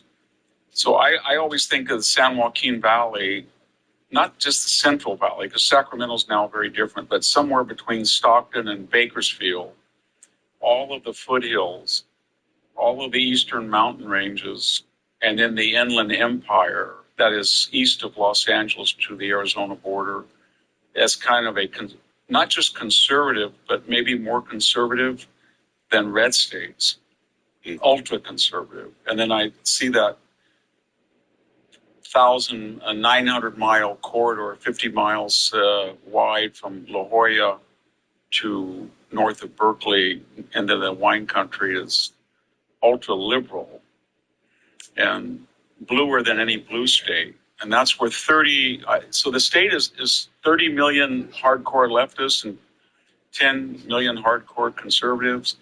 And then the region reflects that too. It's almost, if you look at the map, 75% of California is probably conservative regionally. Right. And the 25% that's not has 75% of the population. So it kind of is bizarre that we produce Adam Schiff and I'm wondering if the traffic accident you were involved in a year ago was even worth pursuing. Chances are, it can get you a cheap. Started with, the assassination attempt, which was an incredible thing. And I have to say that, your actions after that assassination attempt were inspiring.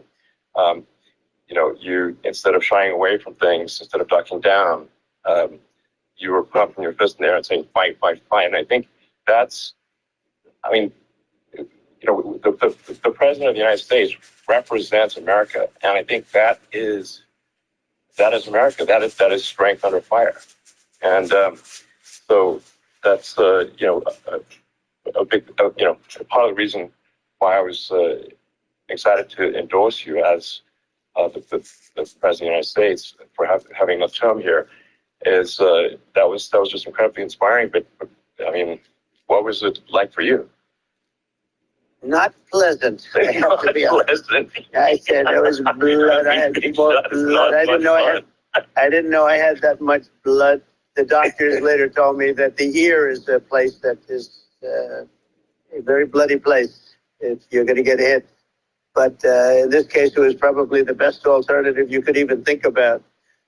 because it went at the right angle, and it was a hard hit. It was very, I guess you would say surreal, but it wasn't surreal. I was telling somebody you have instances like this, or like a lot less than this, where you feel it's a surreal situation. And I never felt that way. I knew immediately that it was a bullet. I knew immediately that it was at the ear. Yeah. And because it hit very hard, but hit the ear.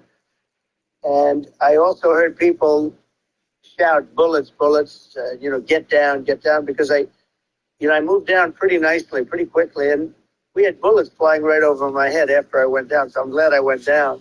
The bigger miracle was that I was looking in the exact direction of the shooter. And so it hit me at an angle that was far less destructive than any other angle. So that was the miracle. That was, for those people that don't believe in God, I think we got to all start thinking about that. You have to, I'm a believer. Now I'm more of a believer, I think, and a lot of people have said that to me. A lot of great people have said that to me, actually. But it was amazing that I happened to be turned just at that perfect angle. And all because I put down a chart on immigration that showed that the numbers were so great. I love that chart even more maybe now. It's a sign. Maybe that's a sign. It's an immigration sign. You highlighted a serious issue, and at that moment, the bullet missed your ear, but missed your head. I mean, the amazing thing is that the sign, I said, bring down that sign on immigration, and it was literally about an eighth of a second where it would be good, and after that it was going to be a disaster, no matter which way you were facing. But it just had that perfect angle, which was exactly at this shooter. Very sad situation. Such a sad situation. As you know, we lost somebody that was great, Corey, a firefighter, a great gentleman, a great trumper. He was just a fantastic family and a fantastic man. And a friend of mine came up, Elon, and said, I'd like to give the family some kind of help. And I said, that's great. He said, do you mind? I said, I don't mind. Oh.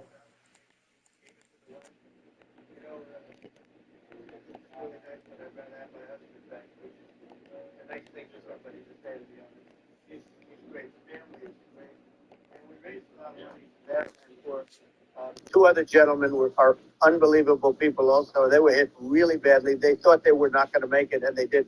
The doctors in the Butler area, I tell you, they saved the two, and they were really hit.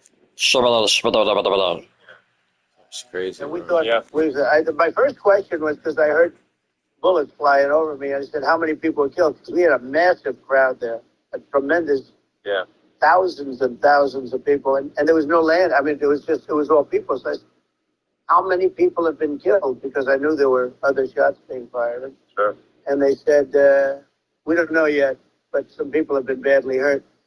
And I have to give the Secret Service sniper, they call him, or sharpshooter, but sniper, because he didn't know there was a problem.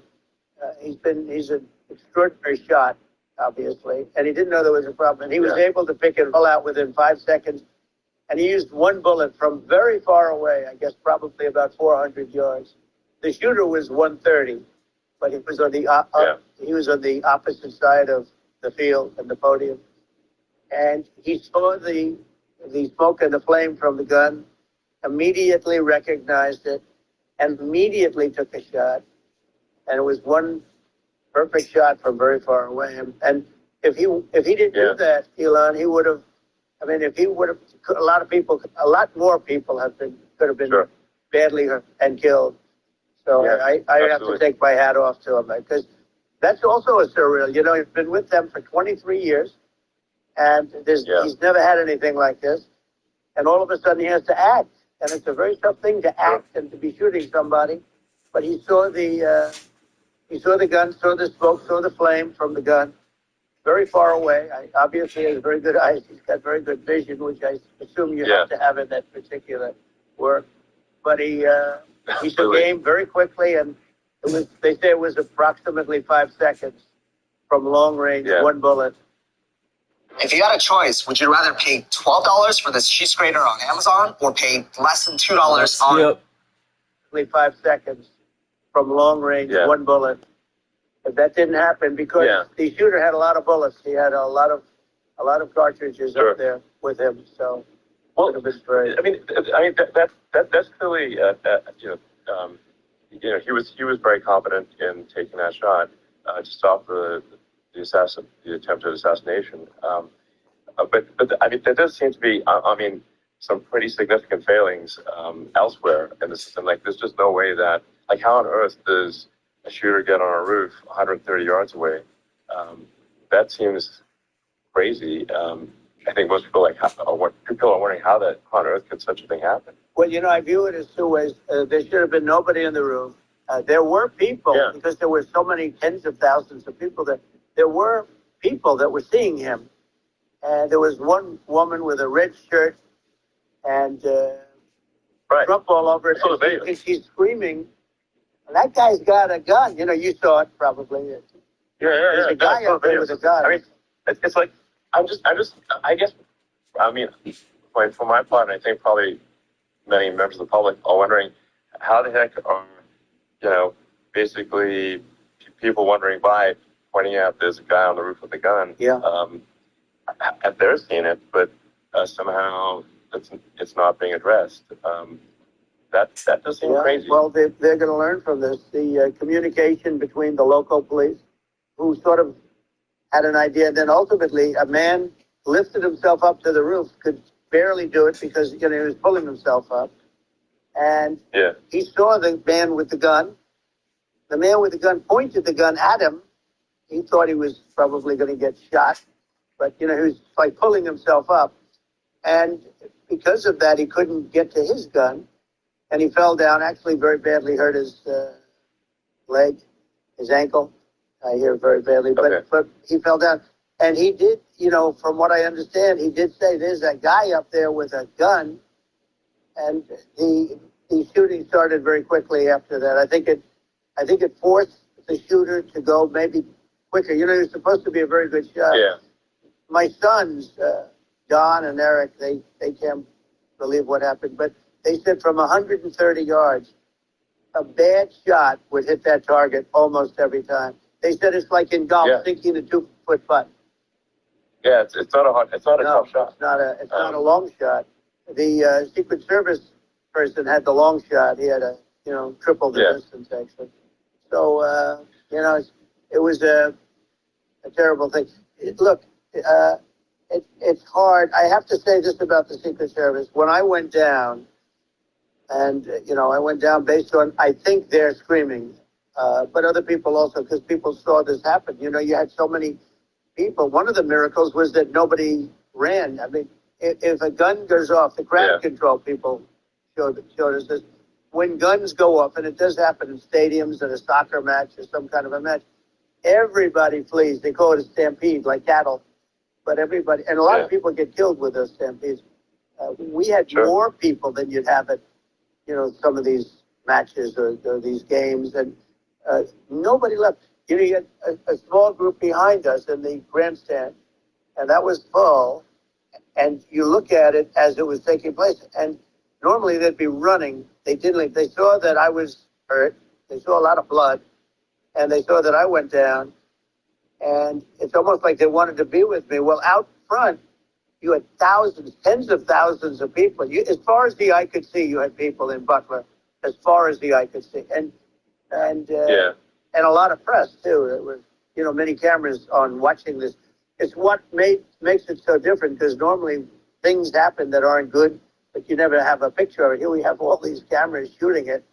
So, sort of amazing. But one of the interesting things was that you didn't have anybody flee. You didn't have anybody stampede. Nobody. And there were some people behind me. They stood up and they're looking like, I'll tell you, you want to have them in a foxhole with you. I want to meet some of those people because it's so different from what you heard. But so I was down. But the Secret Service guys, there were bullets flying right over my head. You could hear them go whizzing, and these guys came jumping on top of me, and a young lady, Kate. Would jump. They moved so fast, and let me tell you, that took tremendous courage. Now, there was a lack of coordination. There was, obviously everybody understands that somebody, that building should have been covered. And I mean, was I a think big that's thing. like, looking at the aerial views, that building would be like the number one spot for a sniper. I mean, it's like if you were to pick, like, what is the favorite, so the goal is to assassinate, what's your favorite spot? That building. You're right. That building would be number one. That would have been the spot. It's like you can ask for a better location. It's like No, that would have been the spot. You know what people think is when the local policeman, who, by the way, he really, he did what he was supposed to do. He couldn't hold on any longer. And then when he got his head just peeking above, this guy standing there with a gun at his head. And when he fell down, again, hurt his ankle very badly, but he was making the calls. But what happened is the firing took place very soon. So what they think is that this guy ran to his site, which he had all planned out with a gun. He ran to the site and he started shooting fast, and maybe that's why he sort of missed. I mean, but that's got the me, thing. but You would have hit. could have been a much bigger problem. But he totally would have hit if you hadn't turned your head. So, there was it was a very near thing. It was a miracle. If I hadn't turned my head, I would not be talking to you right now. As much as I like you, exactly, I would not. I would not be talking. I mean, if you spoken to you from another realm, yeah, that's right. We'd be talking from a different place. But it was a very terrible experience. The Butler Hospital, they did such a great job. The doctors were so good. Everybody was so good. There was a mistake. Was it really God's wish to kill Abraham's elder son? Why Isaac needed to be punished by God if he did not harm anyone? Abraham faced many moral dilemmas through his life, but the binding of his own son Isaac was his biggest trial. For many centuries, the English interpretation of the Bible was missing its depth due to the lack of understanding of Jewish language, context, and culture. Our new course, The Biblical Hebrew of Genesis, begins to remedy this situation by solving the puzzle, returning the book of Genesis into its original Jewish context. Are you ready to be inspired by looking at the first book of the Bible as you never looked at it before? Go ahead, sign up, and come with us on the journey of discovering the world of Hebraic and Jewish background of the book of Genesis. Click on the link to secure your spot. Right now.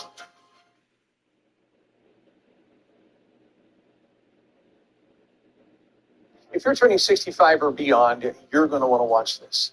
There are a lot of people today that are Medicare eligible that are enrolling in Advantage plans because of all the advertisements that give the impression that everything on the Advantage plan is going to be free. Now, there are some things on Advantage plans that will be free. You can see your primary care doctor. You can get home health care, and all your preventive services are going to be a zero copay. But the bulk of services, the health care needs that you're going to have, are not going to be free. The Advantage plan is a copay system. So some of the copays you're going to be looking at, first off, to be enrolled in Advantage plan, you have to be enrolled in a Medicare A and B. Medicare A is free, but Part B has a premium. This year, that's $170.10 a month. Secondly, anytime that you see a specialist, it is not going to be free. You're going to have a copay each time you see a specialist, anywhere from $25 to $50 per visit.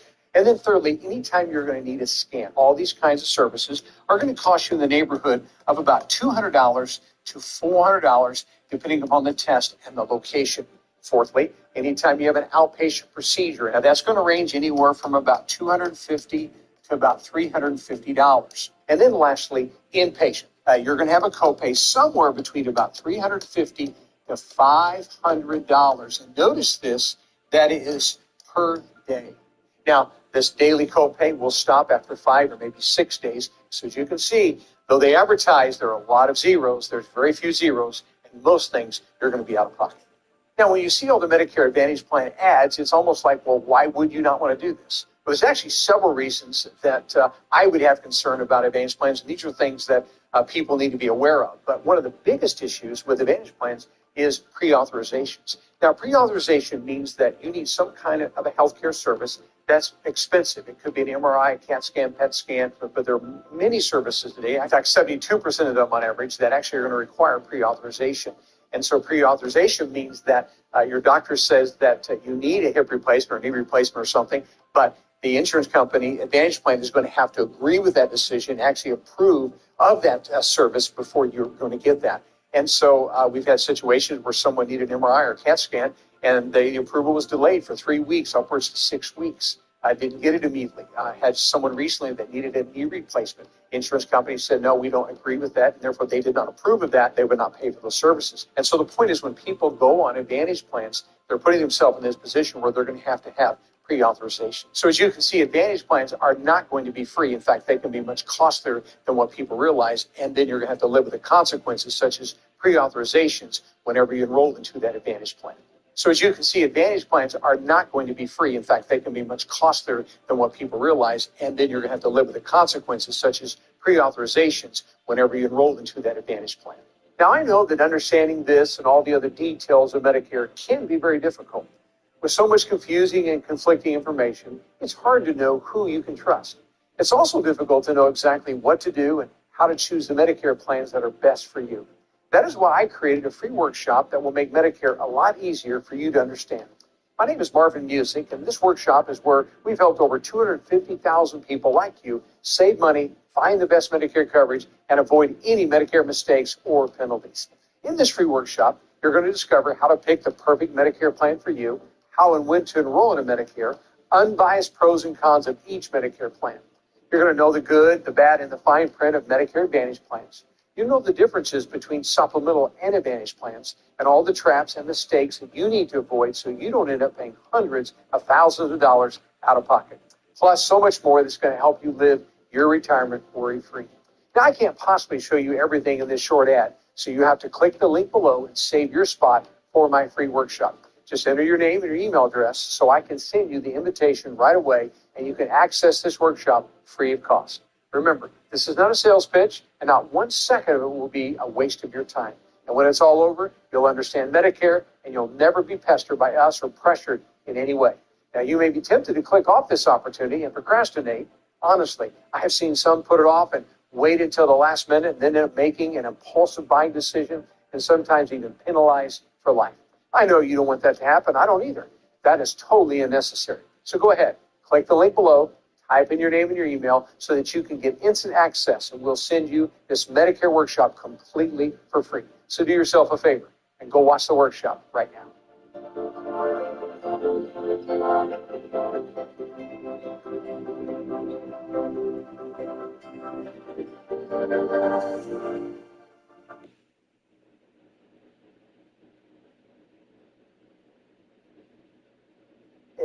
If somebody knew, because people were hearing, there was just a bad feeling that somebody was around. You know that story now. It's been And if somebody could have said, because they've oftentimes said, like there'd be a lightning storm or something. Because I've done, I think over 300. I think I did a lot more than that, but we did a lot. And oftentimes they'll say, "Sir, could you wait 10 minutes, please? Sir, could you wait 20 minutes? There's a storm overhead or lightning or something," right? And that happens often. And this would have been a perfect time for that to have happened, but it didn't get coordinated. That was the problem. Well, it was your actions in the heat of fire, and what I find admirable there was that you can't fake bravery under such circumstances. The courage is instinctual, or it is not. It's not a rehearsed action. And so I just want to say that I think a lot of people admire your courage under fire there. And so thank you very much. I appreciate it. I didn't think of it. I just wanted to get up, and I wanted to stand up. I wanted to let people know. I felt I was good when they were on top of me, covering me, actually, very much covering me, and very bravely. But I wanted to get up. I said, I want to get up, and they wanted. They have everything there. They wanted to stretch you. I didn't like the stretcher. And I knew I was hit in the ear, but I knew I wasn't hit anywhere else. They felt I was hit someplace else because it was such a lot of blood. And they were sure that I was hit someplace else. And they were saying, "Sir, you were hit more than the ear." I said, "Nope, I was hit in the ear. I want to get up. Let me get up." And so I got up, and the crowd didn't know what to think. I mean, this was so many people, and you could see they were confused. They didn't know what to think. And I wanted to let them know I was okay. It was very important for me to let them know that. And they went wild. you've seen the after. They didn't go well when I got up because they didn't know was I alive. You really couldn't tell. When I stood up before the hand, before the the fist in the air, they didn't know if I was alive. Nobody did. And when I put the fist up, they were just relieved and happy and thrilled, and the place went crazy. It was pretty amazing. Yeah. It was a terrible thing, but it was incredibly moving. Yeah. Well, and I mean, speaking of the sort of slide that got you to turn that saved your life, really, was the illegal immigration slide. Maybe this is worth talking about that. It was that slide. That slide saved You're your right. life. No, the illegal immigration saved my life. You're right, but it was. I had to be at an exact angle. I mean, that's a great one. saved by illegal immigration. You know, the incredible thing, though, when you talk about the odds, you had to be exactly at that angle. But the incredible thing is that the chart, I used it less than 20% of the time. It was just a moment. Yeah. It's always on my left, never my right, and it's always at the end of the speech. So here we have it. It's on the right, not the left. It's at the beginning, not the end. And even the people that put it up, they were unprepared, and they did a great job. They got it up immediately, fortunately. But I looked to the right, and the bullet came whizzing by, hitting my ear. So it was amazing. But when you think of the odds of that, and you know that normally you wouldn't use it. Normally I wouldn't have the thing, and then it would have been a very different story. It's very much, I say, an act of God. It's a miracle that it happened, and I'm honored by it. I'm honored by it. Well, what were you about to say about illegal immigration before you were rudely interrupted? Well, I was going to say how good the numbers were. By the way, we're going back to Butler, and we're going to go back in October. We're all set up, and the people are fantastic in Butler. It's a great area. These are incredible people. Like the three that, in the case of Corey, killed, and the other two, the families I got to know them a little bit, and the families are great. But we're going back to Butler, and I think I'll probably start by saying, as I was saying, prior to being so horribly interrupted, but so rudely interrupted by an attempt. No, but the chart. Some people have no manners. Elon, the chart was just a chart that in my last week we had the best illegal immigration numbers, meaning stopping. Week we had the best illegal immigration numbers, meaning stopping. It was at the lowest. You've seen the chart. It's become quite a famous chart. But that was the lowest point ever recorded. It was a really, I was very proud of those numbers. And then you see what happened with these people, Kamala and Joe. You see what happened. They just let it go. I had remain in Mexico policies. I had all these different policies that was so good. Guys like Tom Holman and Brandon Judd from Border Patrol. These are all people that they've been on television. They said it's the best numbers we've ever had. We had so many different checks. Catch and release in Mexico, not the United. We had catch and release in the United States. We had it in Mexico. We had so many things. We had things where if many people come in there, they have contagious diseases. We had everything passed. If you have a contagious disease, I'm sorry, but we cannot allow you into the country. So we were setting literally records, and all I was doing is showing that, and I used it sometimes, and in this case, I'm glad I used it. I can tell you that, but they were fantastic numbers. But I'm going to sleep with that chart always. I'll be sleeping with that chart. That chart was very important for a lot of reasons. Well, I mean, would it be accurate to say that you're supportive of legal immigration, but we also need to shut down illegal immigration and especially unvetted illegal immigration, because and that's not the same as saying that everyone who's an illegal immigrant is bad. In fact, I think most people who are illegal immigrants are actually good, but you can't tell the difference unless there's a solid vetting of who comes across the border. Does that actually represent your position? I say it very simply. They have to come in legally. They have to be checked. Yeah. Because look, Kamala was the border czar. Now she's denying it. Everything that I do, she's saying she was strong on the border. We're going to be strong. Well, she doesn't have to say it. She could close it up right now. They could do things right now. It's horrible. No tax on tips. And all of a sudden she's making a speech saying there will be no tax on tips. I said that months ago. And by the way, they had just the opposite. You know, they had not only tax on tips, but they hired 88,000 IRS agents, and many of them were assigned to go get waitresses and caddies and all of this on tips. They have a policy. They had a policy that they were really going to go after you, and were really harassing people horribly.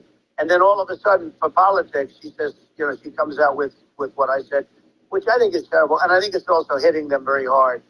These people are fake. Now they're also saying they did a good job in the border. We had the worst numbers in the history of the world, not of our country.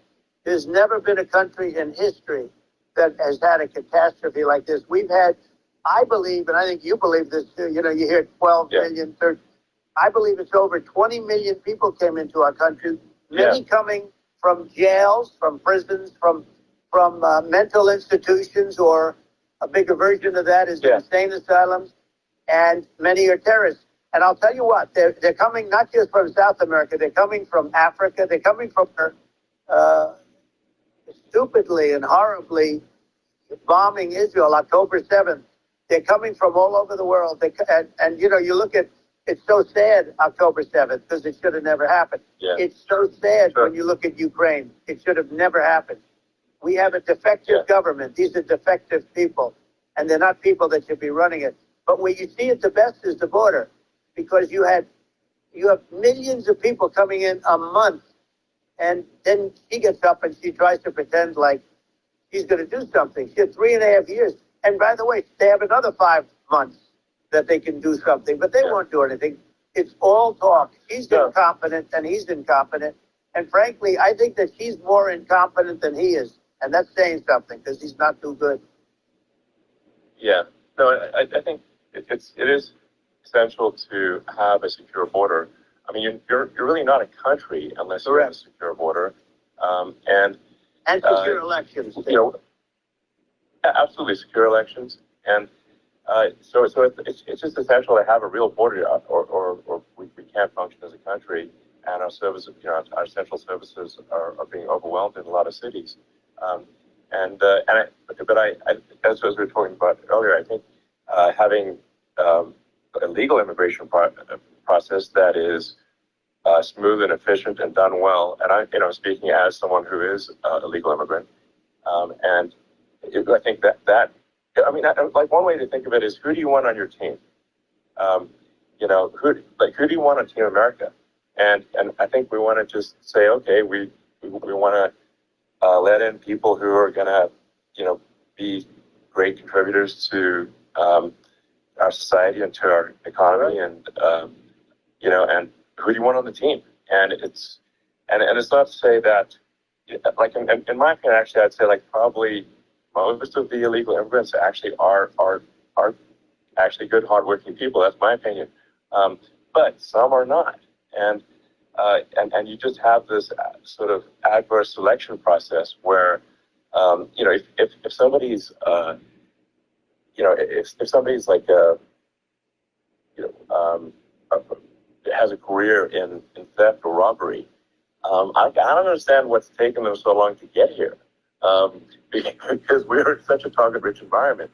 I mean, you know, why aren't more people who have a career in, you know, bad things coming here sooner? Because it's a piece of cake to go rob, you know, houses in LA or New York compared to other parts of the world, and in a lot of places in America, if you try to stop the person who's robbing you, you'll be arrested.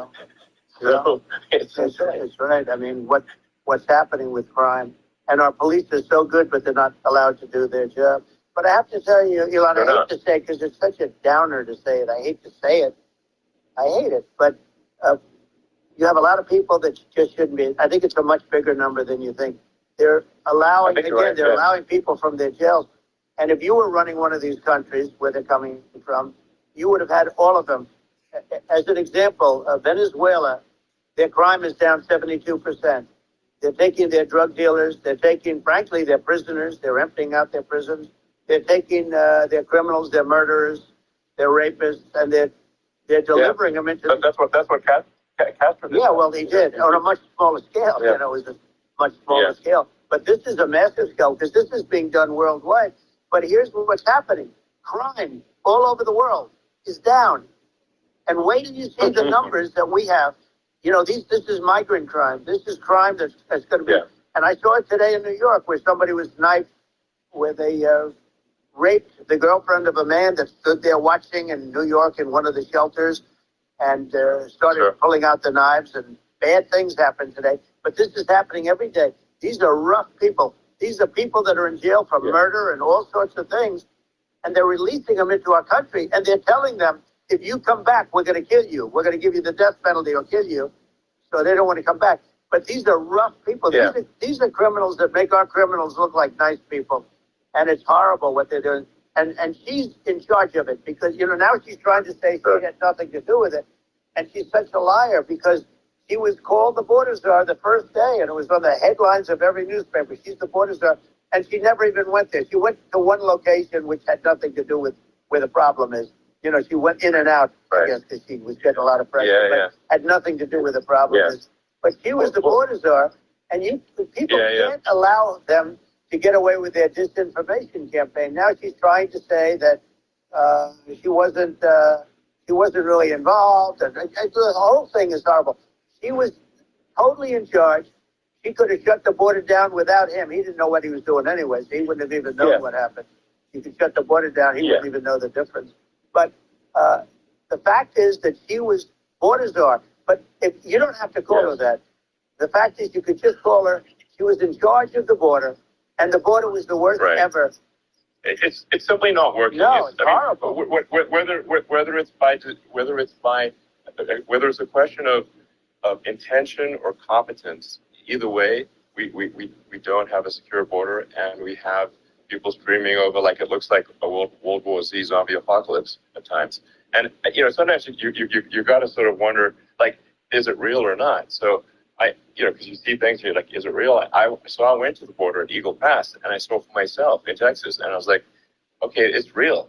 I'm like seeing this in real time. I actually posted the video like just live. I just flew there one day and just to see, hey, is this made up or real? And I'm just seeing people stream across the border, and I have to say, you know, these people I saw did not look friendly. You know, these people can look at my video and say, hey, you know, these people look friendly. Yeah, they don't look super friendly. So these are people that Elon would not be the same man if he had to walk across the street and look these people in the eye. These are rough people. These are really rough people coming across. And I know rough people. And these are people that we don't want in our country. And, you know, the caravans are coming in and they're putting... And who's doing this are the heads of the countries. And you would be doing it, and so would I. And everyone would say, oh, what a terrible thing to say. The fact is, it's brilliant for them because they're taking all of their bad people, really bad people. And I hate to say this, the reason the numbers are much bigger than you would think is they're also taking their non-productive people. Now, these aren't people that will kill you. We have enough of them.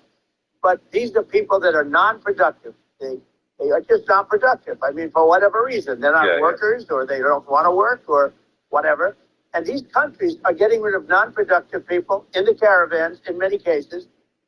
And they're also getting rid of their murderers and their drug dealers and the people that are really brutal people. And they're coming into our country at levels that have never been seen before.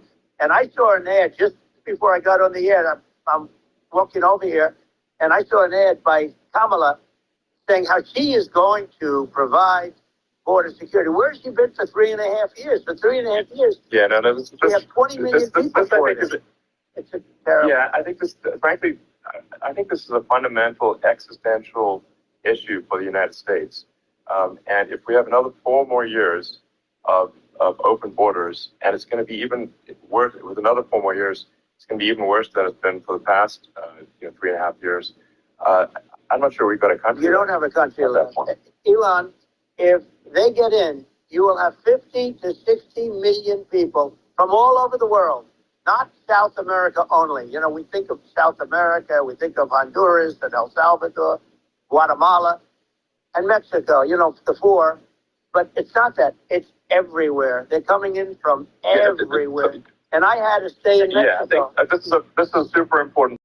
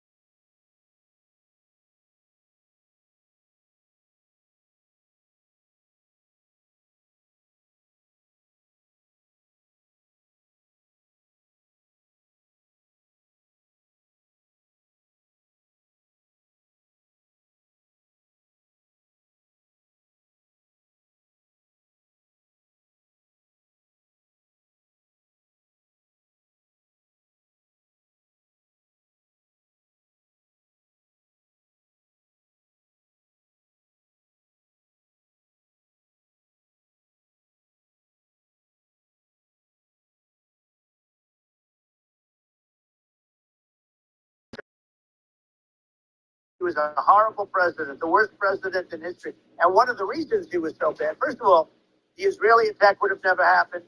Russia would never have attacked Ukraine, and we'd have no inflation. And we wouldn't have had the Afghanistan mess, if you think of it. And we wouldn't have had Afghanistan. But we think of it. You take a few of those events away, and we have a different world. We would also have inflation was caused by oil. Yeah, no, I think you make an excellent point here, which is that when other countries, that are thinking about invading or doing bad things, when they're thinking about that, they're thinking about, okay, what's the American president going to do, and do they fear the American president, or is there someone they do not respect and do not fear? And I think they would rightfully be. I mean, look at the footage of the assassination. They're like, okay,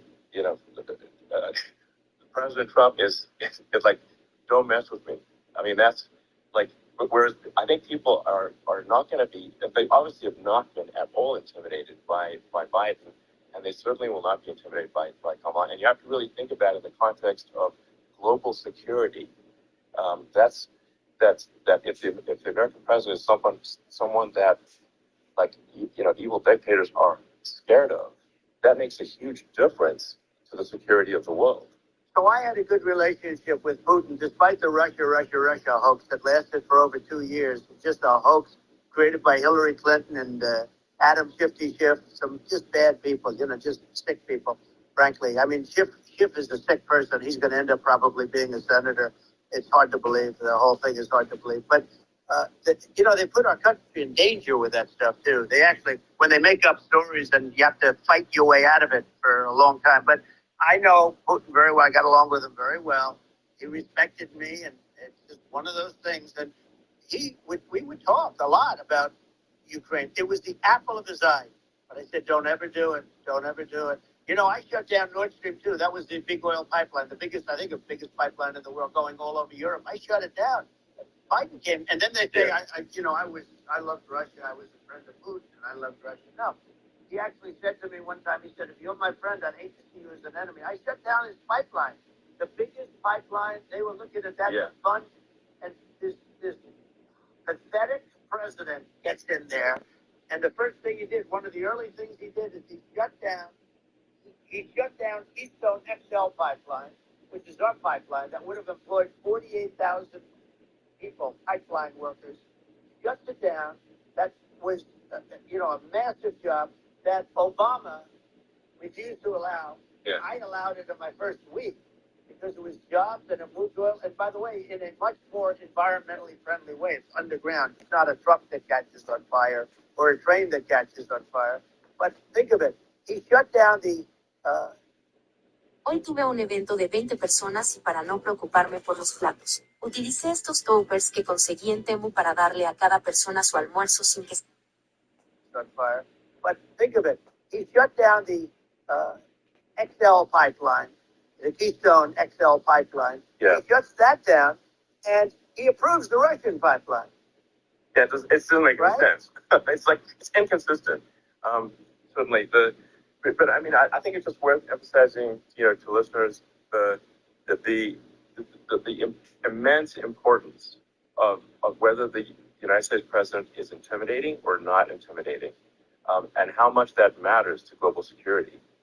Because there's some real tough characters out there, and if they don't think the American president is tough, they will do what they want to do. I know every one of them. And that puts the whole world in danger. Elon, I know every one of them, and I know them well. I know Putin, I know President Xi, I know Kim Jong-un of North Korea. I know every one of them. And let me tell you, people say, oh, this is terrible. Well, he said, I'm not saying anything good or bad. They're at the top of their game. They're tough, they're smart, they're vicious, and they're going to protect their country. Whether they love their country, they probably do. It's just a different form of love, but they're going to protect their country. But these are tough people at the top of their game. And when they see a Kamala or when they see Biden, Sleepy Joe, they can't even believe it. They can't believe this happened. All the stuff that you're seeing now, all the horror that you look at Israel, they're all waiting for an attack from Iran. Iran would not be attacking, believe me. When I was there, and I say it with respect because I think we would have been good with Iran. I don't want to do anything bad to Iran, but they knew not to mess around. Iran was broke because they told China, if you buy from Iran oil, it's all about the oil. That's where the money is. But if you buy oil from Iran, you're not going to do any business with the United States. And I meant it. And they said, we'll pass. Yeah. They didn't buy oil. Other countries, likewise. Sure. If you want to buy, you're not doing business with the United States. And they were at a point where they had no money for Hamas. They had no money for Hezbollah. They had no money for any of these instruments of terror. And it was amazing. In fact, there were articles when I was leaving, which is hard to believe, actually, especially when you look at what's happened to our country. Our country is so bad right now. It's such a different place. We were respected. Think of it. 4 years ago, we were so respected to a point where when I said don't buy oil, they didn't buy oil. But they had no money, and Israel would have never been attacked. It is zero chance. And again, I said to Vladimir Putin, I said, don't do it. You can't do it, Vladimir. You do it, it's going to be a bad day. You cannot do it. And I told him things that what I do. And he said, no way. And I said, way. And you know, it's the last time we ever had the conversation. He would never have done. I got along well with him. I hope to get along well with him again. You know, getting along well with them is a good thing, not a bad thing. I got along well with Kim Jong-un. When I met with President Obama just before entering, you know, it's a sort of a ritual. And I sat down with him and we talked. It was supposed to be for a very short period of time. It turned out to be a long period of time. I said, what's the biggest problem? He said, North Korea.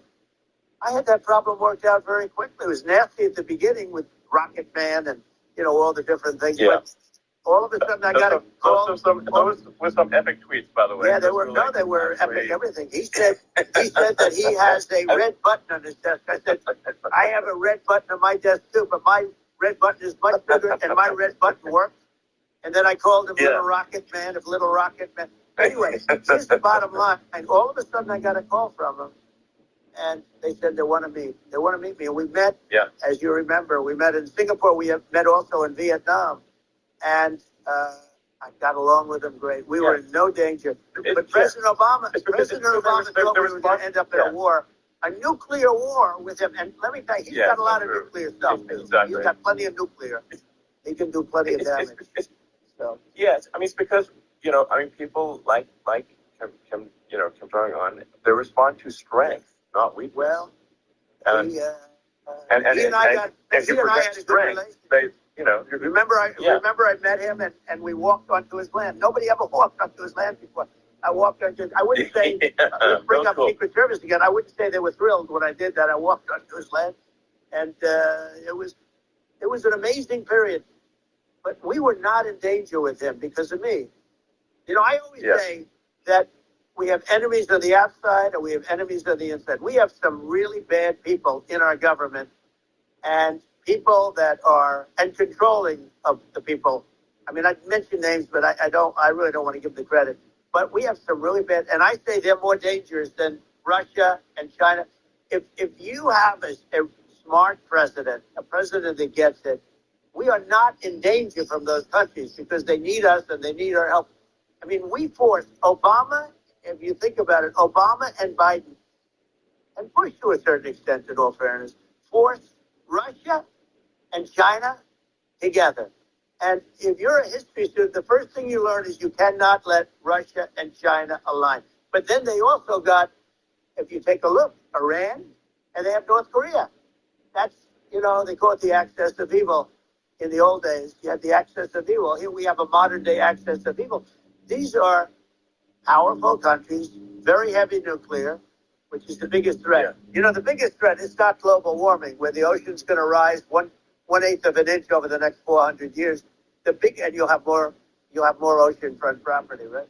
The biggest threat is not that. The biggest threat is nuclear warming, because we have 5 countries now that have significant nuclear power, and we have to not allow anything to happen with stupid people like Biden. You know, Biden did something with Russia. There was no chance of him ever going in. And when I left, and then after I left, they started forming big armies on the border with Ukraine, right? And I looked at that, and I thought he was doing that because Putin's a good negotiator. I thought he was doing that to negotiate.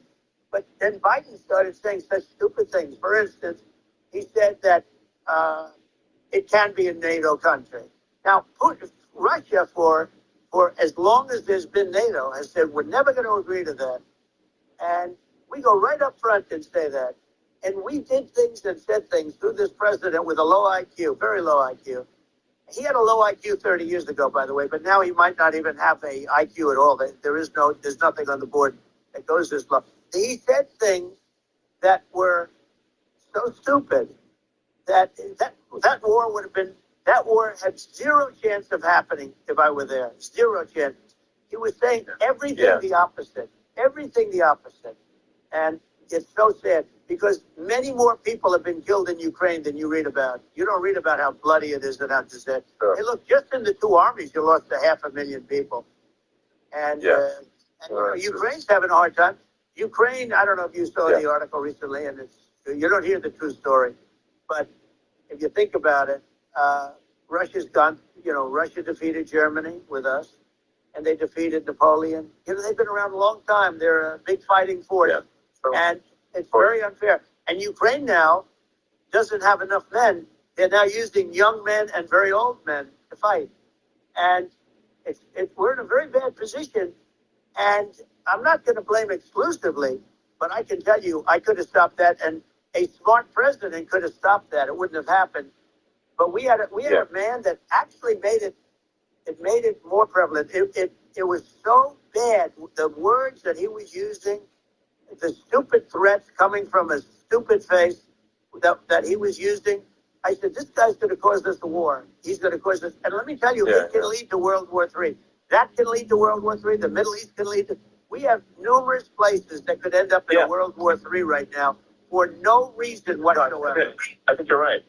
I think people underrate the risk of World War III, and it's just, when looking at the risk of global thermonuclear warfare, it's game over for humanity, and it's something that people have, I think, after the end of the Cold War, people have become complacent about, but they actually have forgotten that there are currently a lot of nuclear missiles that have targeting parameters for the United States from 100%. Other countries.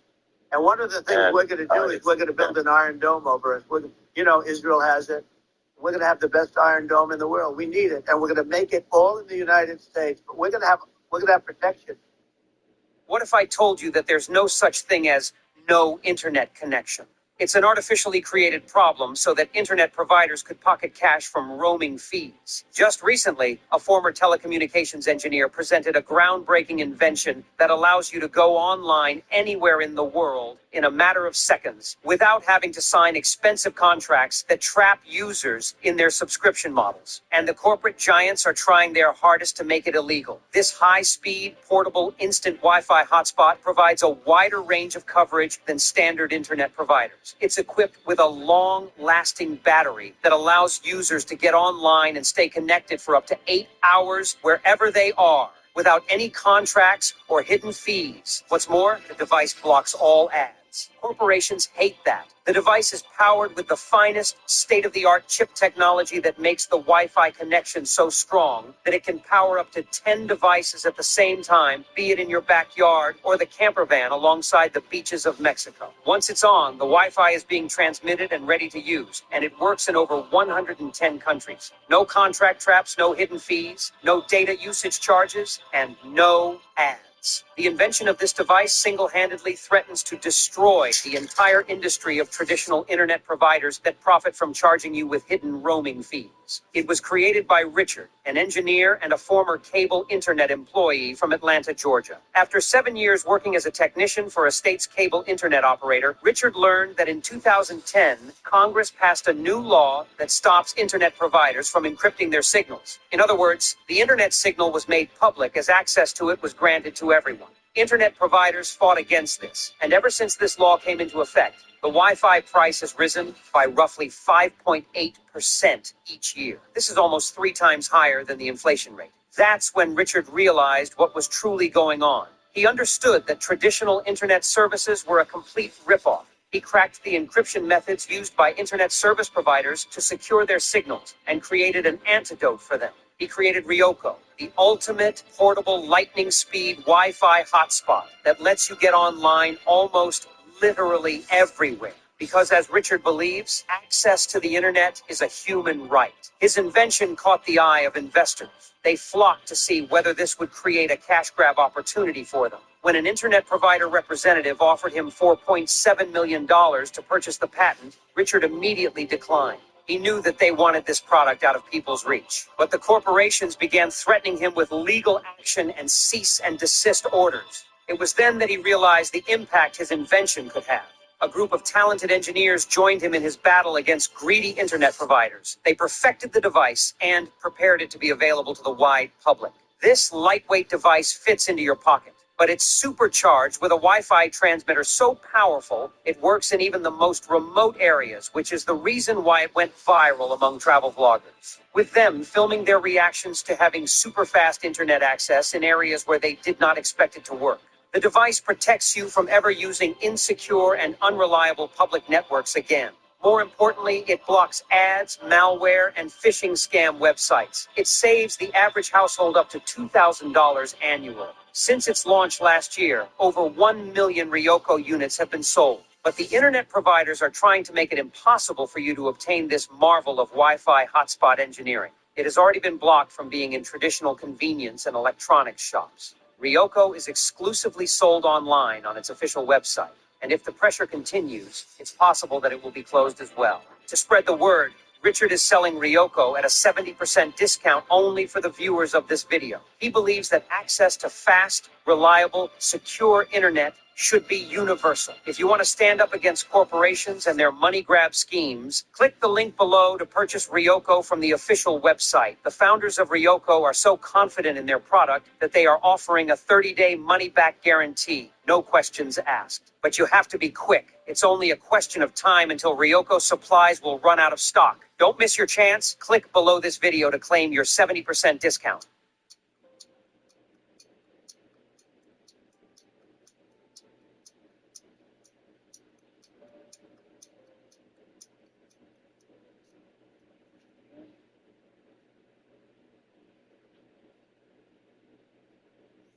Say goodbye to old costly cable TV once and for all.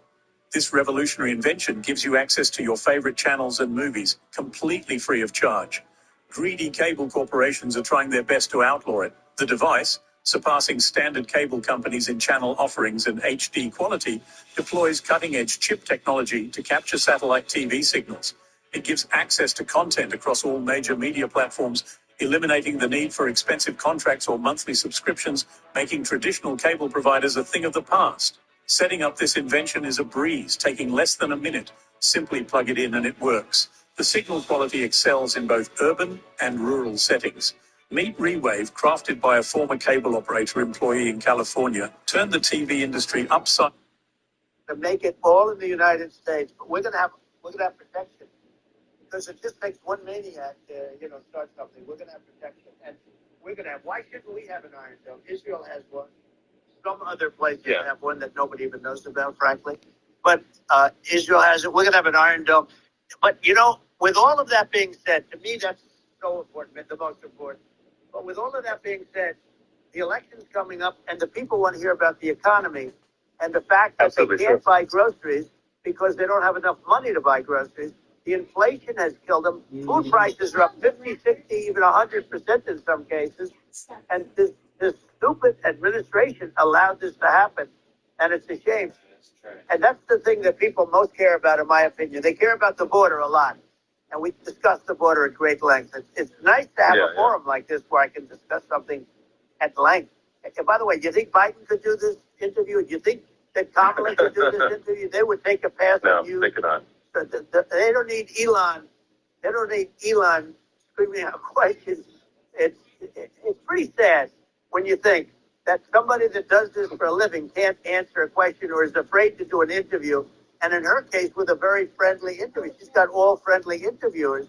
It's pretty. Yes, absolutely. But the big thing now is the economy, Elon. And as much as I mean, I view nuclear as the single most important thing, but a lot of people don't. A lot of people don't understand that. But it doesn't have to. If I understand it, that's all you need, because if I was president, you're not going to have that kind of a problem. But the thing that they really is making them angry is what Kamala and Biden have allowed to happen to the economy. It's a disaster with inflation. The inflation, it doesn't matter what you make. The inflation is eating you alive. If you're a worker or if you're just a middle-income person, you can't afford, 4 years ago, 5 years ago, people were saving a lot of money. Today, they're using all their money and borrowing money just to live. It's a horrible thing that's happening. And we'll end that quickly. Well, I think a lot of people just don't understand where inflation comes from. Inflation comes from government overspending because the checks never bounce when it's written by the government. So if the government spends far more than it brings in, that increases the money supply, and if the money supply increases faster than the rate of goods and services, that's inflation. So really, we need to have we need to reduce our government spending, and we need to Let's talk about timeshare maintenance fees. Timeshares love them because they increase like clockwork every year, padding the pockets of the timeshare giants. Timeshare owners hate them because they increase like clockwork every year, taking more and more from the pockets of timeshare owners. It's not a surprise that many of our clients actually call maintenance fees the loan that can never be repaid. When you think about it, it's a fairly accurate statement. They're never paid off, and they never go away. They are practically guaranteed to increase year after year. And timeshare owners are contractually bound to pay them, even though they have no control over how big they might get. They really are like the loan that can never be repaid. The worst part is many of our clients were told the horrible lie that their fees would never increase. There's no way around it. Maintenance fees are not fun. And truthfully, they're one of the many reasons why timeshares are a pain to own. While the timeshare salesman sold the idea of owning your vacation, the reality is far from ownership. When you factor in the trap of maintenance fees, it's practically indentured servitude. And when you compare timeshare ownership with all the options technology has created for us, like Airbnb and VRBO, it makes timeshare ownership even less fun. Thankfully, there is a solution. Our company, Wesley Financial Group, we go toe-to-toe with the timeshare giants every day to fight for our clients. If you feel like your maintenance fees are out of control, or that you were lied to and misled during your timeshare experience, we've got a gift for you, our Timeshare Exit Info Kit. In this physical package, you'll learn everything you need to know about the timeshare cancellations industry. You'll learn how our CEO defeated the largest timeshare in the world in federal court. And most importantly, you'll learn the steps you need to take to get rid of your timeshare. Just click the link below, fill out your information, and we'll send your package today.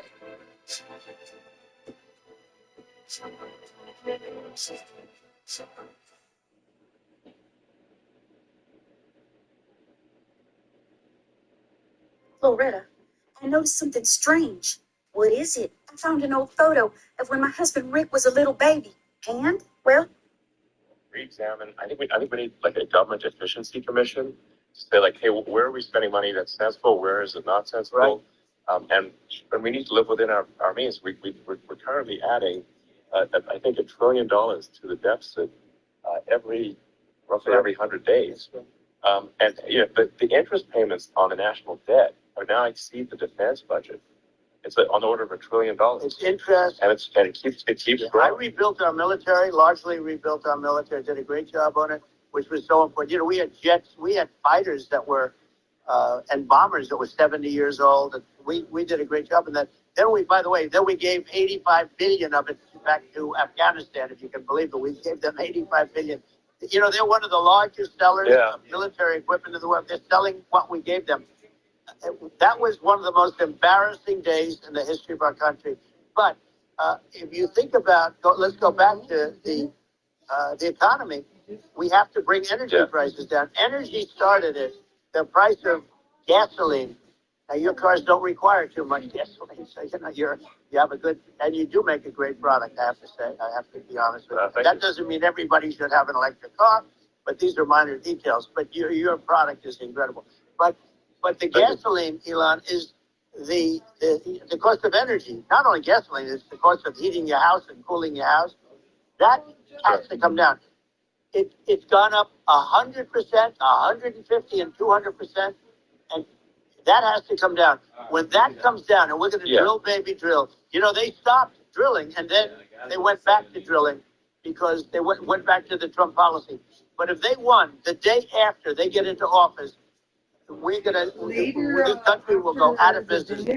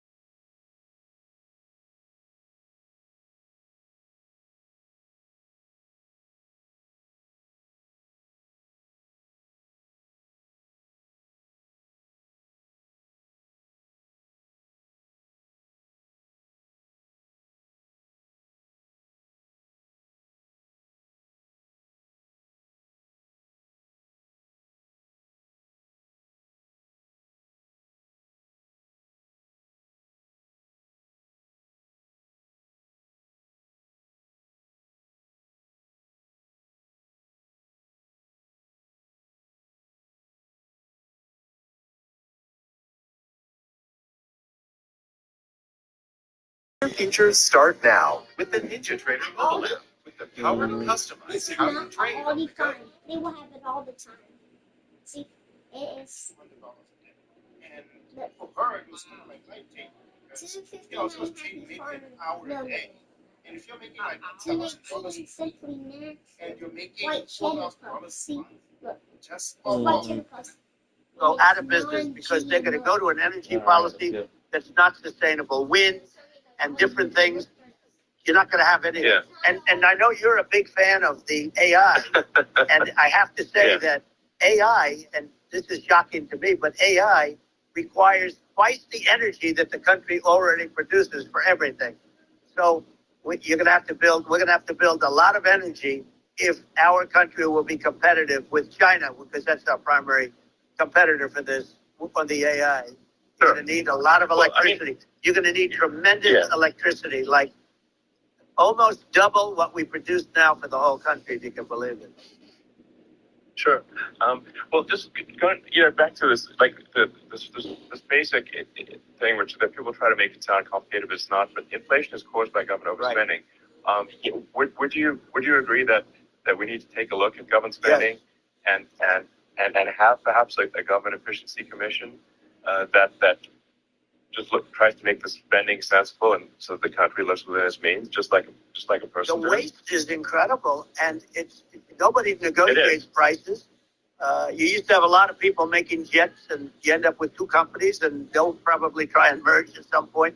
I went through it, like Air Force, just a thing like Air Force One. One of the first documents they asked me to sign, a general said, "Sir, would you please sign this document?" What is it? Air Force One. That's with Boeing, which is basically two planes, two 747s. And the price was $5.7 billion for two planes. Now they're highly sophisticated. That's insane. They're even nicer than your plane, okay? But much more sophisticated. They're very, I won't say what's on it, but they got a lot of stuff on it. Anyway, but it's 5.7. That's a crazy it's number. a crazy number. But I said, I'm not going to pay 5.7. I'm not going to do it. I said, who made the deal? Obama and his people. I said, well, then I know the deal's no good. I'm not going to do it. And over a course of about 4 weeks, by my saying I'm not going to do it, I got the price reduced by $1.6 billion for the exact same plane, other than we had a nicer paint job, if you want to know the truth. But for the exact same plane, I saved one. And I said to Boeing, man, you guys must make a lot of money if you can reduce the price by that.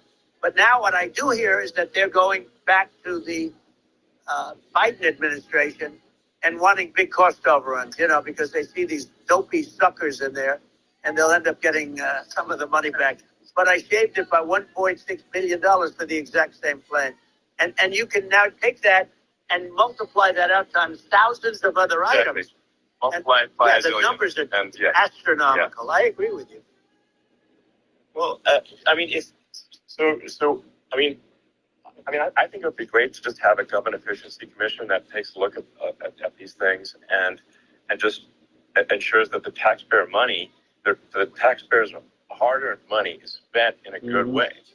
And I'd be happy to help out on such a commission. I'd love it. Well, You're the greatest cutter. I look at what you do. You walk in, you want to quit? They go on strike. I won't mention the name of the company, but they go on strike, and you say, that's okay, you're all gone. You're all gone. So every one of you is gone, and you are the greatest. You would be very good. Oh, you would love it. But, if you look at Argentina, well, I'd be happy to help by the way, congratulations. I just looked at the number of people that are listening to you and I chat. We'll call it a chat.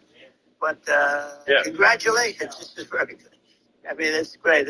And you're an interesting character. The new head of a place called Argentina. Was it really God's wish to kill Abraham's elder son? Why Isaac needed to be punished by God if he did not harm anyone? Abraham faced many moral dilemmas through his life, but the binding of his own son Isaac was his biggest trial. For many centuries, the English interpretation of the Bible was missing its depth due to the lack of understanding of Jewish language, context, and culture. Our new course, the Biblical Hebrew of Genesis, begins to remedy this situation by solving the puzzle, returning the book of Genesis into its original Jewish context. Are you ready to be inspired by looking at the first book of the Bible as you never looked at it before? Go ahead, sign up, and come with us on the journey of discovering the world of Hebraic and Jewish background of the book of Genesis. Click on the link to secure your spot right now.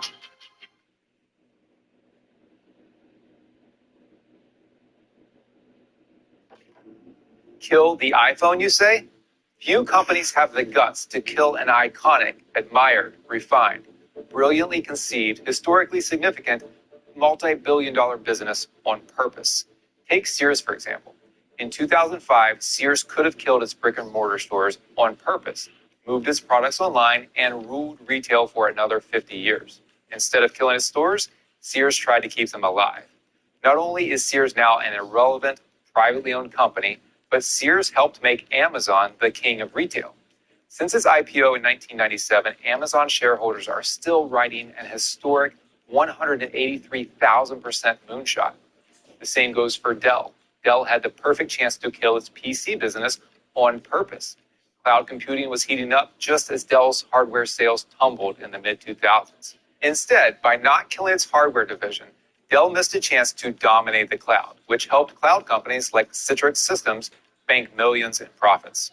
Over its 27 years on the NASDAQ, Citrix shareholders saw a 53x windfall. And who could ever forget Blockbuster?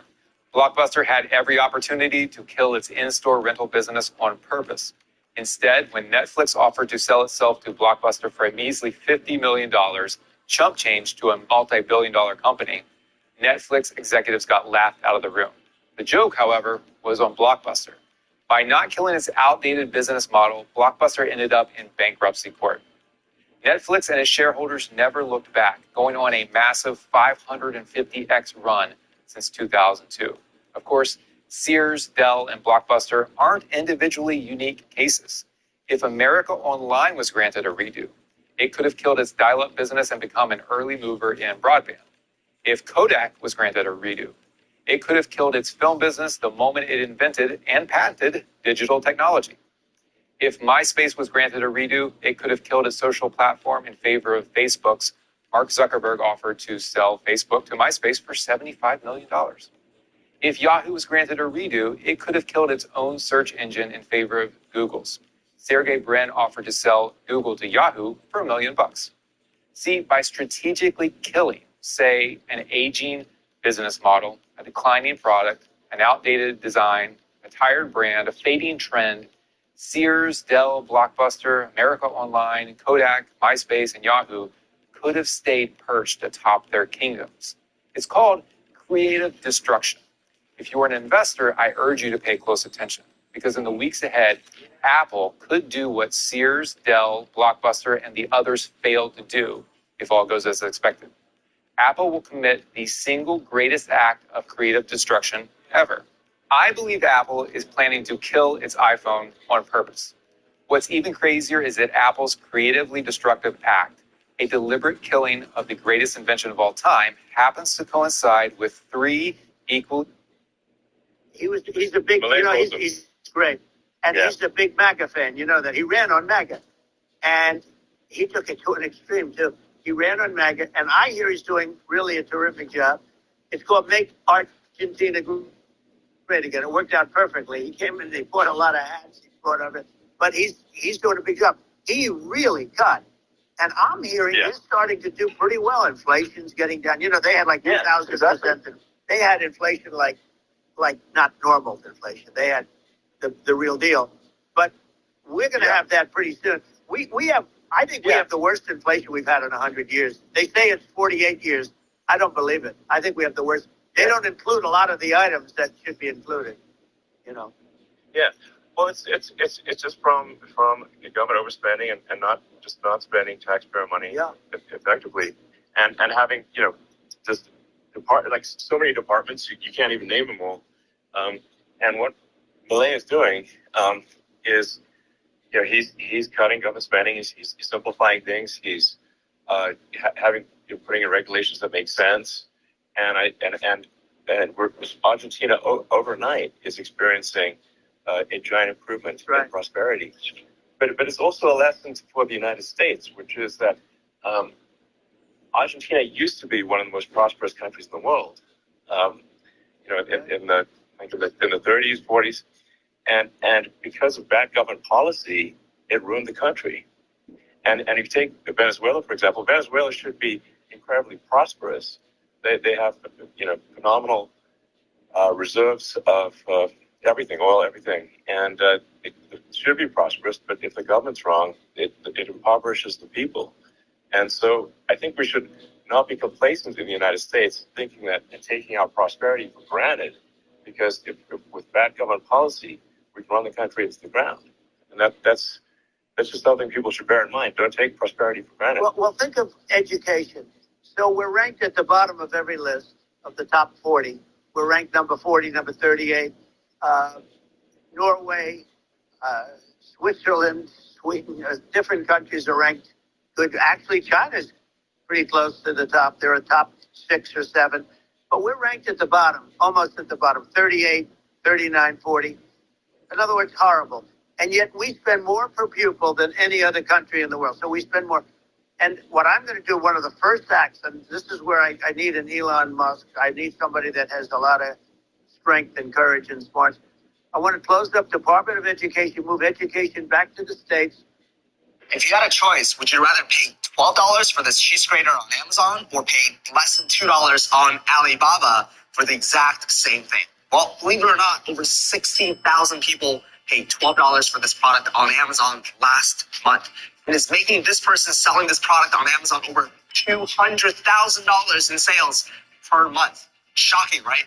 But here's what you don't know. It's not just the cheese grater that's overpriced. Almost every single product sold on Amazon is sold at 5 to 10 times the price you can get it from a supplier.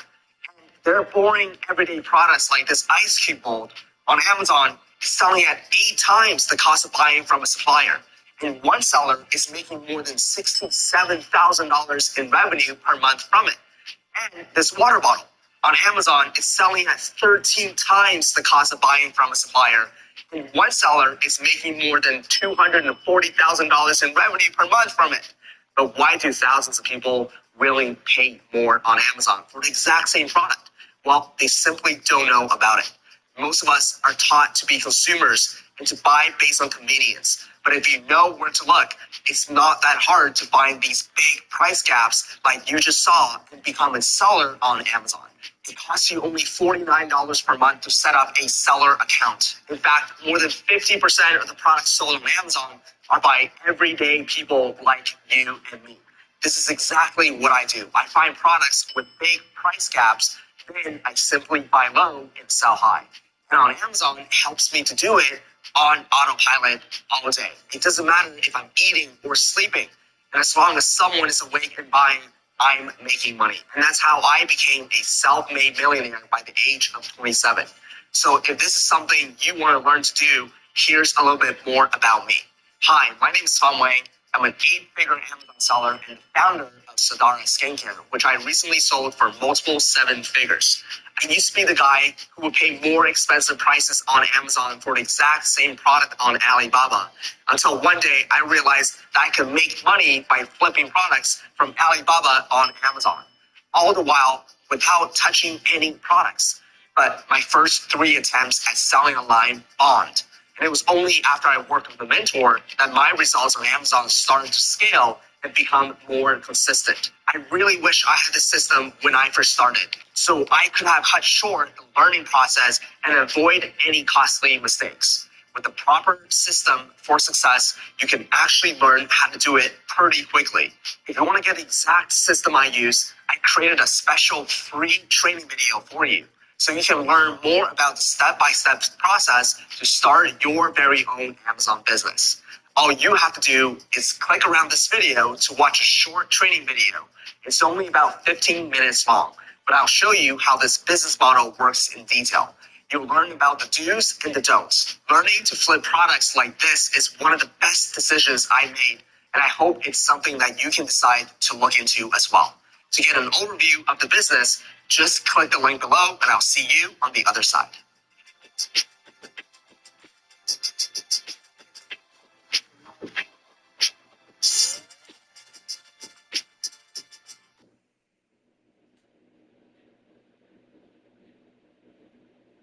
If you're not making $158,000 per year, but you'd like to, I strongly encourage you to start a bookkeeping business. That's right. If you're willing to learn how to use a free program called QuickBooks, you can make 6 figures working part-time from home or anywhere in the world. And here's the thing, QuickBooks is easy to learn, and you don't need a degree, prior experience, or to be a math expert to run a successful bookkeeping business. Hi, I'm Bill Von Fumetti, and I've helped over 3,000 people make incredible money online with just a laptop and a free QuickBooks account. And many of them are earning over $100,000 per year. Let's face it, it's demoralizing working your tail off at a job you don't love for a boss you can't stand, all while barely paying the bills and sacrificing precious time with your family. And maybe you've looked into starting your own business, but you're fed up with all the schemes that are out there. Well, bookkeeping is legitimate and respected work.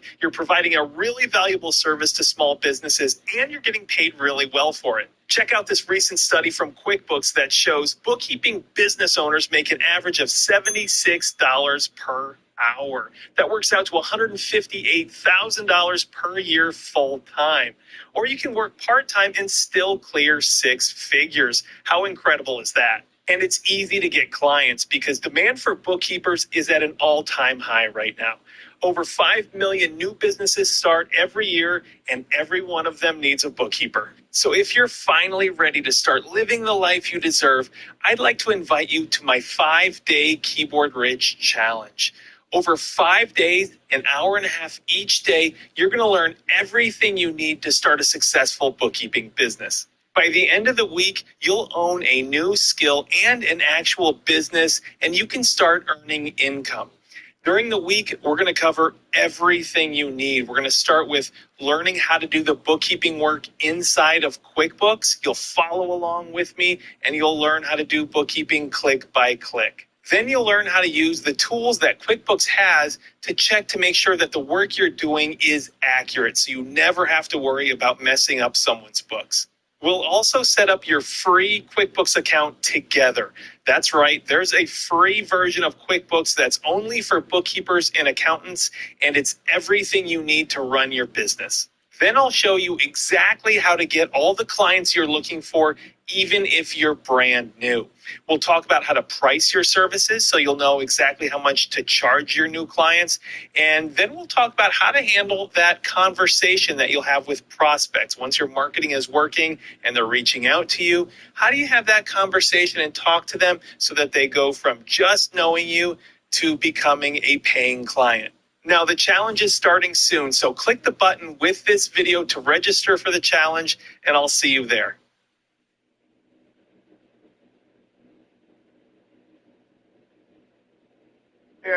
Where states like Iowa, where states like Idaho, not every state will do great, because states that basically aren't doing good now, you look at Gavin Newsom, the governor of California, he's terrible. He does a terrible job. So he's not going to do great with education. But of the 50, I would bet that 35 would do great. And 15 of them, or 20 of them, will be as good as Norway. Norway's considered great. You can name them. I mean, they're so good. Some of these countries are so good. But if you go into some of these really well-run states, we have states that don't know what debt is. We have states that have low taxes, no debt, everybody working. They're really well run. Sure. And maybe they have certain advantages in terms of location, in terms of, the land or the sun and the water and the whole thing. There are a lot of advantages that some people have. But if you move education back to the 50, you'll have some that won't do well, but they'll actually be forced to do better, because it'll be a pretty bad situation. But if you think about it, you'll have some of these states. I'll bet you'd have 30, 35 states. It'll be much better. And you know what it'll cost? Less than half what it is in Washington. And these people don't care about students in these, faraway states. And it'd be unbelievable. Yeah. I think you're making a good point in that if the states have to if each state has to compete against other states, then people will naturally move to states where it's better. Well, like California, as we said, It's a badly run state. I could go through it. I got so many friends that are in those states, even if they're Democrats. I hate to mention certain states, but Illinois is badly run with Pritzker. He's a real loser. But you know, some of these places are just badly run. But you know, it's almost going to force them to run better, and they won't do it good initially. But you're not going to do worse than you're doing right now. And I would say that the cost, you would cut your cost by 50 or 60%. And you'd have a little monitor. You know, you want to make sure they're teaching English as an example. You know, give us a little English, right? Sure. Right? Yeah. No. I mean, you could do it too much. I mean, some of these governors are doing so badly. I mean, they got so many people moving out of their state. They should get U-Haul Salesman of the Year award because they're driving so much U-Haul. It's actually amazing. People moving out. Isn't it amazing to you as a businessman that they can even survive? Like Illinois. So many people are leaving, and you wonder, how do they survive? I mean, how do they survive? I saw where you left California, and you moved to Texas. Texas does a great job. But, you know, I mean, I just wonder, how do these states survive when big businesses, a big oil company just left California, as you know, and they moved to Texas. How do these big states survive when they lose so many businesses? And their taxes are already really high. You know, the taxes are among the highest taxes. You almost wonder, how do they continue on? And in many cases, the governors don't do a good job in their crime-ridden places. You wonder, how do they continue to just go on? It's not a good situation. I think the only thing that's going to force some of these states to change is if they risk bankruptcy and they're not getting bailed out by the federal government. Right. Well, That's the only thing that's going to get them to change. You remember the area in California where they had that, where I guess somebody had sticky fingers and they stole a lot of money. And they went into a form of chapter. And it was very nasty for a period of time. But now it's probably the most popular place in all of California. So you know, at some point, something like that may have to happen. But the problem is you can't penalize people that loan money to the state when you have incompetent people like a Pritzker. Look, the family didn't want him in the family business, and then he ends up being governor of Illinois. So you know what? Is he going to be a great governor? And you know, you have people. I could name every one of them. I got to know every one of these, and some are very good, and some are just horrible. With Ultra Mobile, home is never too far away. Whether you want to connect to loved ones here or abroad, Ultra provides unlimited nationwide talk, mobile text, and unlimited talk to 90-plus international destinations, all on the T-Mobile 5G network. Plus, our plans offer the flexibility and value you're looking for, starting at just $19 a month. Visit ultramobile.com to find the perfect wireless plan for you and your budget.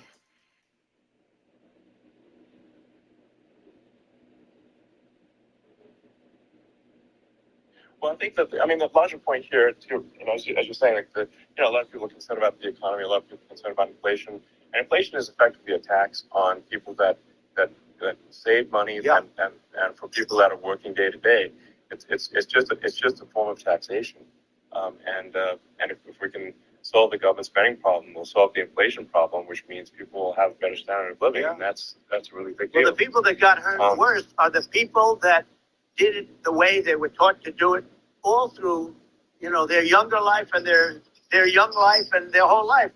The people that saved money and then they got no interest on their money and inflation destroyed them.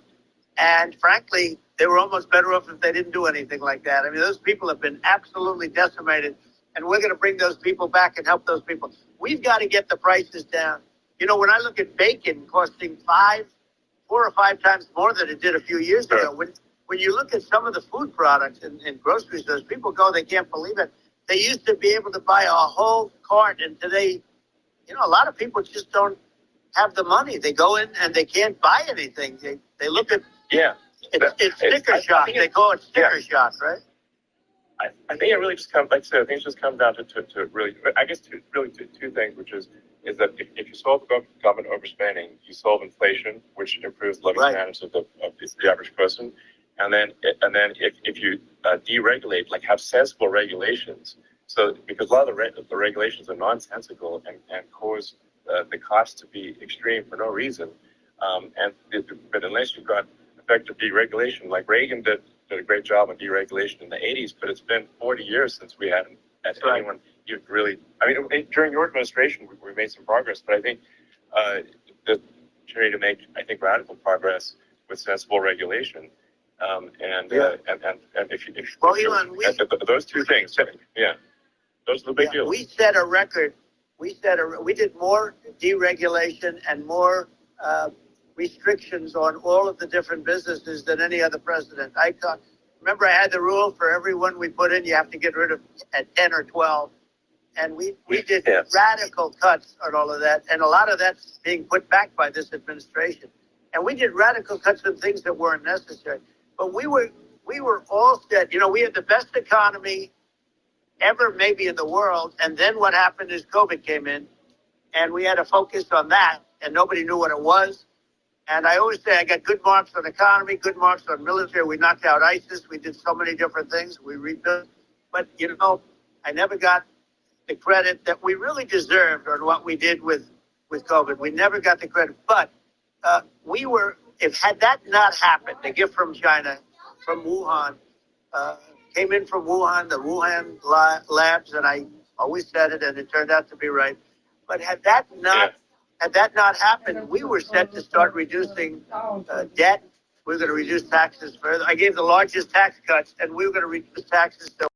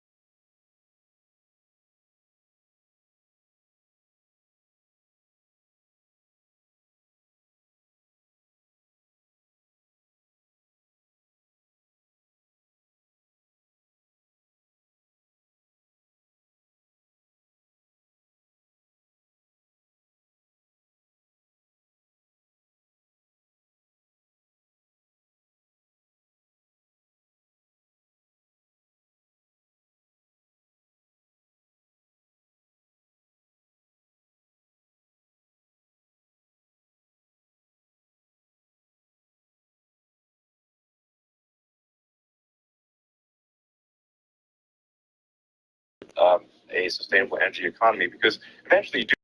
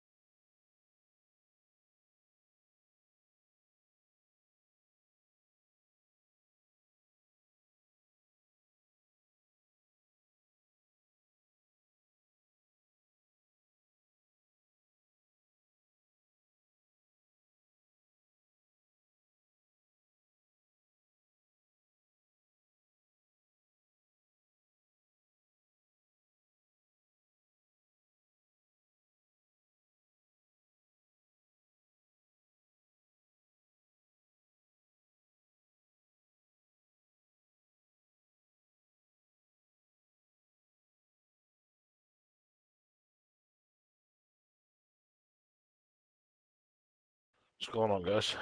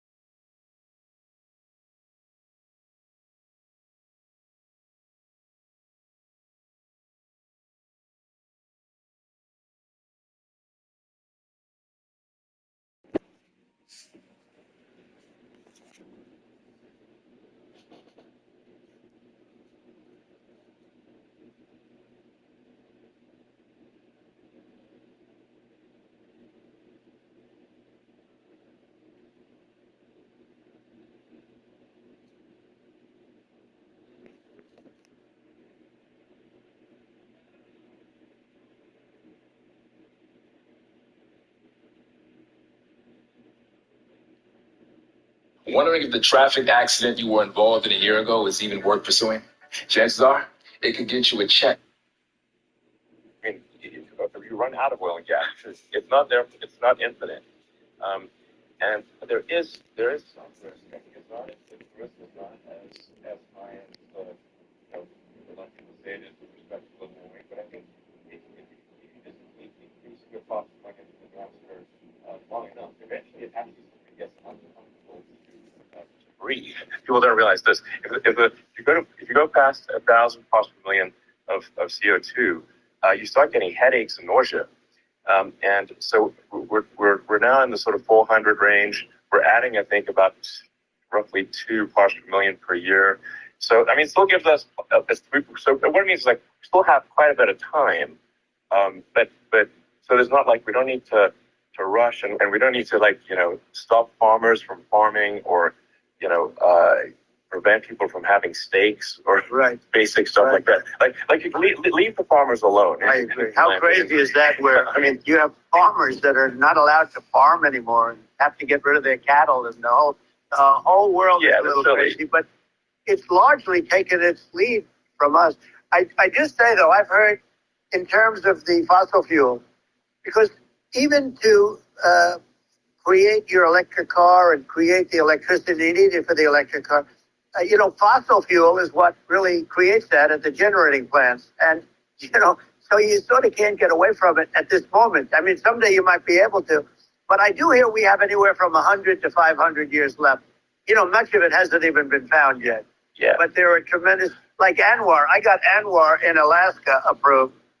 Ronald Reagan couldn't do it. Nobody could do it. Everybody tried. Nobody could do it. I got it approved. The first thing that Biden did was unimprove it, to get rid of it. He ended it. His secretary went in and she ended it. And what a disgrace. That's ANWR. That's bigger, or they think it could be bigger than Saudi Arabia in Alaska. Could be bigger than Saudi Arabia.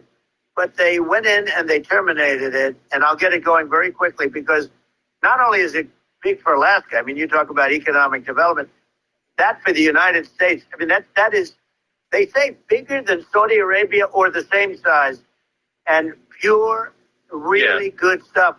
And, they end it. So I think we have, perhaps hundreds of years left. Nobody really knows. But during that time, something will come around that will be very good. Yeah. Well, I mean, my estimate would be, a little more aggressive than that. But it's not the sort of like we're all going to die in 5 years stuff. That's obviously BS. But I mean, my view is like if you just look at sort of the parts per million that increments every year, you get sort of 2 or 3 parts per million every year of CO2. I mean, I think some of that it's problematic if it accelerates. If you start going from 2 or 3 to say 5, and then there may be some situations where you get just a step change increase in the CO2. And I think we don't want to get too close to 1,000 ppm, because like that's actually makes it uncomfortable to breathe. Like just existing in 1,000 ppm CO2 is uncomfortable. That's like that's considered like an industrial hazard, right? Just so it's that's actually start getting headaches and stuff. So it's even without global warming, it's not comfortable. So you don't want to get too close to that. But I mean, I think we want to just move over, and if I don't know, 50 to 100 years from now, we're I don't know, mostly sustainable. I think that'll probably be okay. So it's not like the house is on fire immediately, but I think it is something we need to move towards.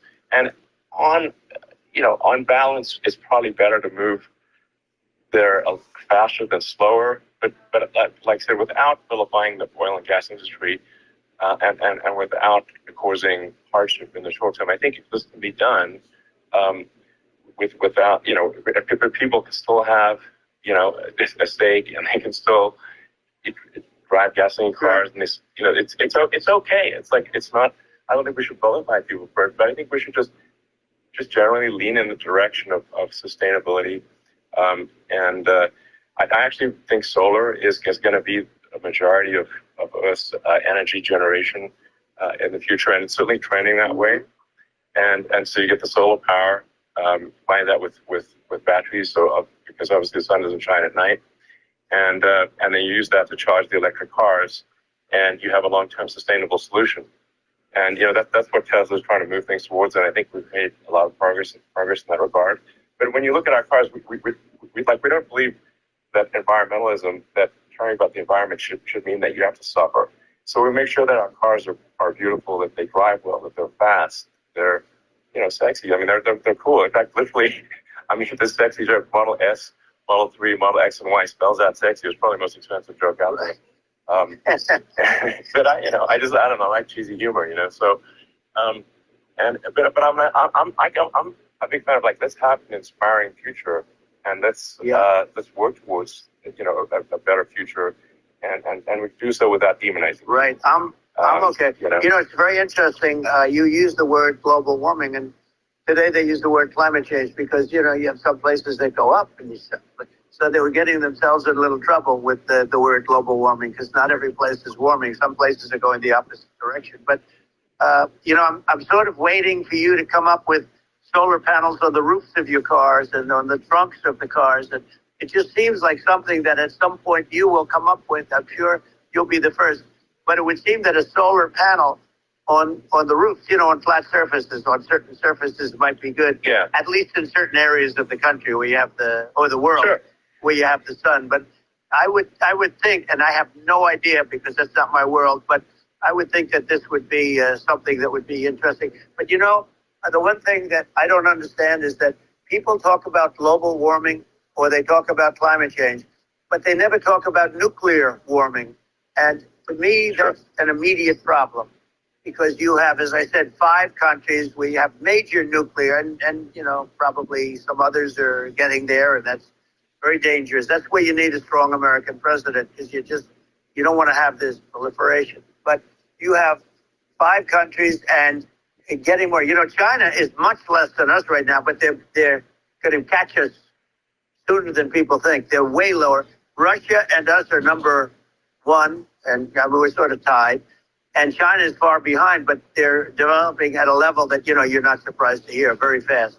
They'll end up catching up, maybe even surpassing. But to me, the biggest problem is not climate change. It's not, and everything's, a problem, but it's degrees. To me, the big problem is the nuclear power. The power of nuclear is so great. And when I talk about I'll prevent World War III, I will. But the truth is that you have to, because this is no longer army tanks going back and forth and shooting at each other. This is a level of destruction and power that nobody's ever seen before. Say goodbye to old costly cable TV once and for all. This revolutionary invention gives you access to your favorite channels and movies completely free of charge. Greedy cable corporations are trying their best to outlaw it. The device, surpassing standard cable companies in channel offerings and HD quality, deploys cutting-edge chip technology to capture satellite TV signals. It gives access to content across all major media platforms, eliminating the need for expensive contracts or monthly subscriptions, making traditional cable providers a thing of the past. Setting up this invention is a breeze, taking less than a minute. Simply plug it in and it works. The signal quality excels in both urban and rural settings. Meet Rewave, crafted by a former cable operator employee in California, turned the TV industry upside down and saved Americans a significant amount of money. After years of working as a technician at a local cable company, Andy stumbled upon a game-changing fact. He discovered there is a law issued to prevent cable companies from hiding their TV signals. But there was no easy way to get free access to premium TV channels, and the cost of cable TV shot up by about 7% every year since then, almost 3 times the inflation rate. Realizing how unfair cable TV had become, Andy decided to make a difference. With his technical know-how and a wish to help the community, he cracked the secret codes used by cable companies. The result? A simple plug-and-play device that unlocks